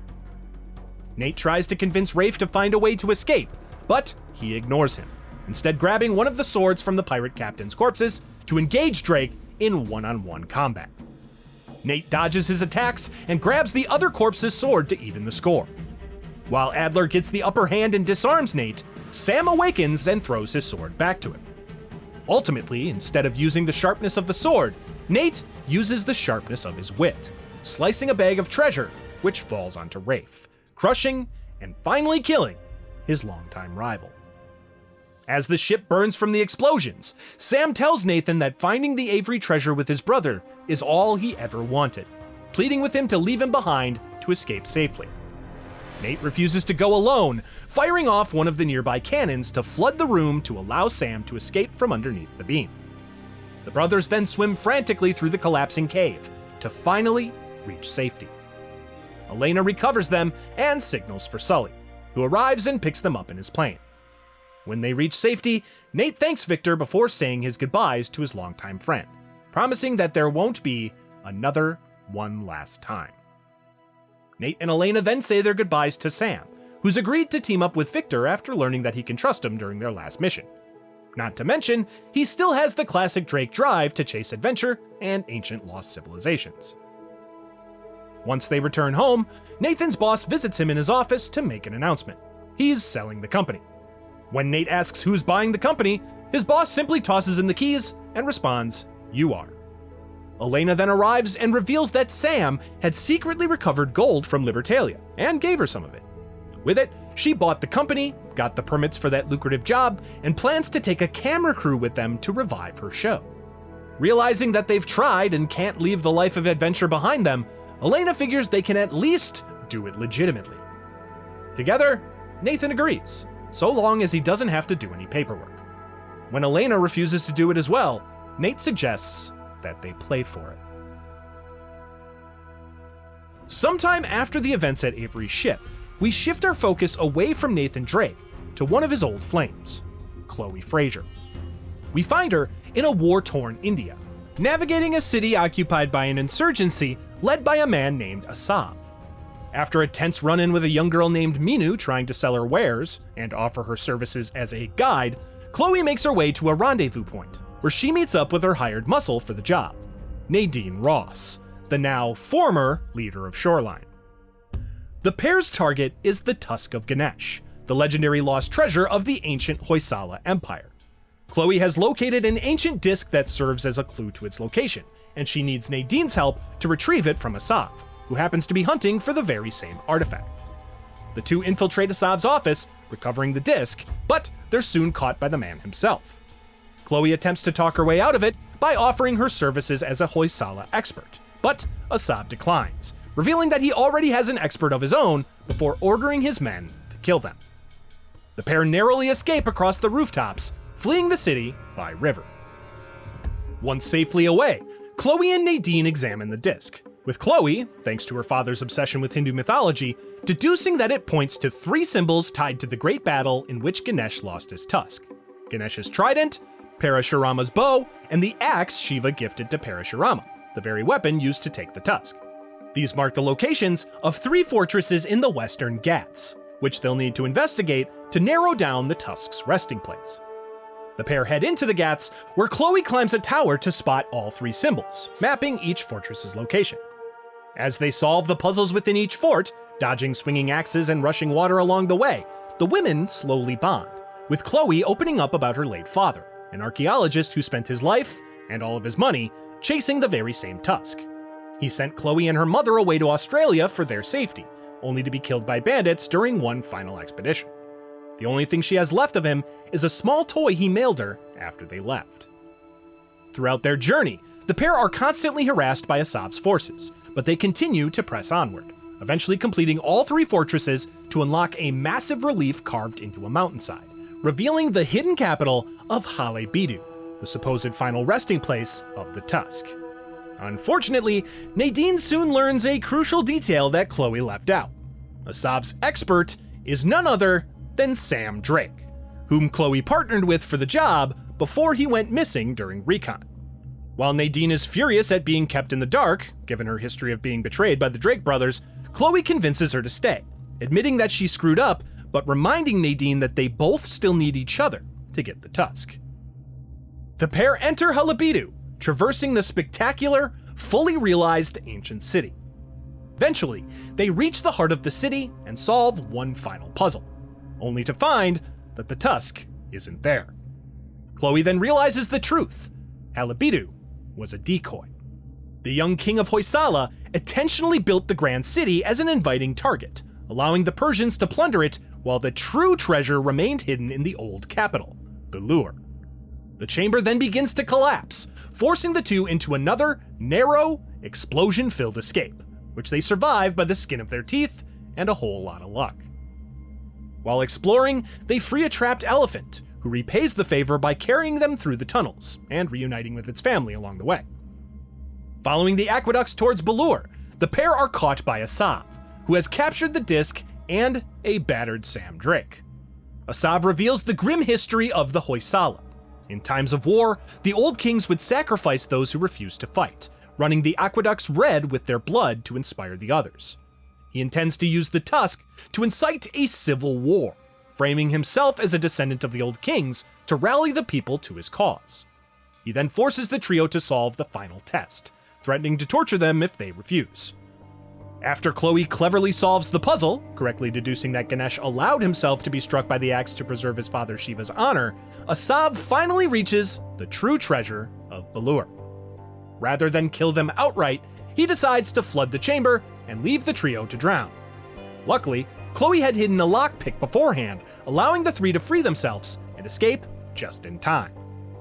The group then learns Asav's plan. He's traded the tusk to his buyers in exchange for a bomb, which he intends to detonate within the city to spark his civil war. They give chase to a nearby rail yard, where they discover Asav's buyers are none other than Shoreline, now under the command of Nadine's former lieutenant, Orca. After a chaotic firefight, the trio bring down Orca's helicopter and recover the tusk, but they make a horrifying discovery.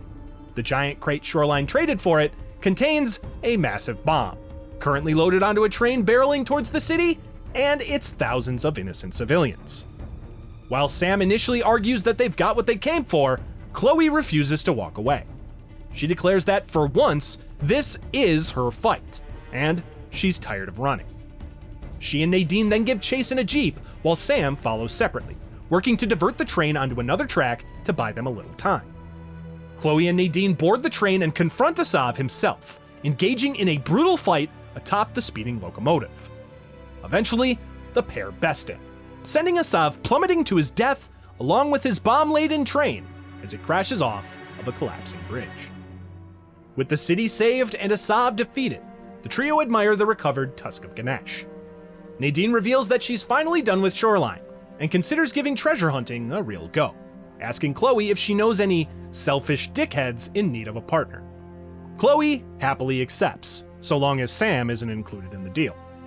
The newly formed partnership then debates what to do with the tusk, with Chloe and Nadine intent on returning it to the Ministry of Culture for a small finder's fee, much to the dismay of Sam, who'd rather sell it to a private collector for a much heftier payday. Sometime later, years down the line, we find a familiar game of Crash Bandicoot being played. This time not by Elena Fisher or Nathan Drake, but by their preteen daughter, Cassie. After beating the level, the young girl walks around the family home with their dog, Vicky, while searching for her parents. She stops in their nearby office on the beach, where she finds that her father accidentally left the keys behind for a long locked cabinet. Cassie's curiosity gets the best of her, and she unlocks the cabinet, finding all of the artifacts from her parents' previous adventures. Among them is her grandmother, Cassandra's journal, detailing her investigation into Captain Henry Avery. She also finds a photo of her father, her mother, and Victor Sullivan from their first journey together. Nate and Elena then walk in and immediately notice that their daughter is hiding something. When they spot the journal and the open cabinet, Elena suggests that it's time they had the talk. Nate reluctantly agrees, and Elena starts to tell Cassie the real story of how her parents met. While Cassie calls bullshit Language. she nonetheless prods for more details. Nathan can't help but excitedly start to go over all of his previous adventures, reliving them as he walks along the beach with his daughter. Elena, meanwhile, returns the photo to Cassandra's journal, placing it next to the Polaroid Sam and Nathan took all those years prior, the night that they made the Drake legend their own. And with that, we reach the end of the Uncharted timeline, but hopefully just for now. As mentioned in the intro, this series has had a huge place in my heart. Not just because the story of Nathan Drake and his cast of partners in crime has left a lasting impact on myself and the entire gaming landscape, but because this takes me back to the very beginning of my own YouTube adventure. What started as a goofy little video turned into something larger than I'd ever imagined. And I can only thank you, yes, you personally, for sticking around to the very end of this video. Over the years, the YouTube algorithm shifts in unknown and unexpected ways, but you all showing up and watching what I create not only lets me survive in this crazy world, but it allows me to do my favorite thing to do so. Happy 10 years, folks, and always remember, sic parvis magna, greatness from small beginnings. Hey everyone, thank you all again, truly. You all make this possible, especially those Patreon supporters and channel members on screen, who not only get the satisfaction of feeding my adorable little kitties, but also getting early access to what you need to know content, as well as everything else that I'm working on. I'm also looking for more ideas on how to expand into behind the scenes stuff and other exclusive content, so feel free to leave me some comments with suggestions. Speaking of, this is Suggestive Gaming, so suggest some franchises or games in that pinned comment so I know what I should make next. Remember to like and subscribe too. That's a thing people do, so do it. As always, I'm Suggestive Gaming, and now you're in the know.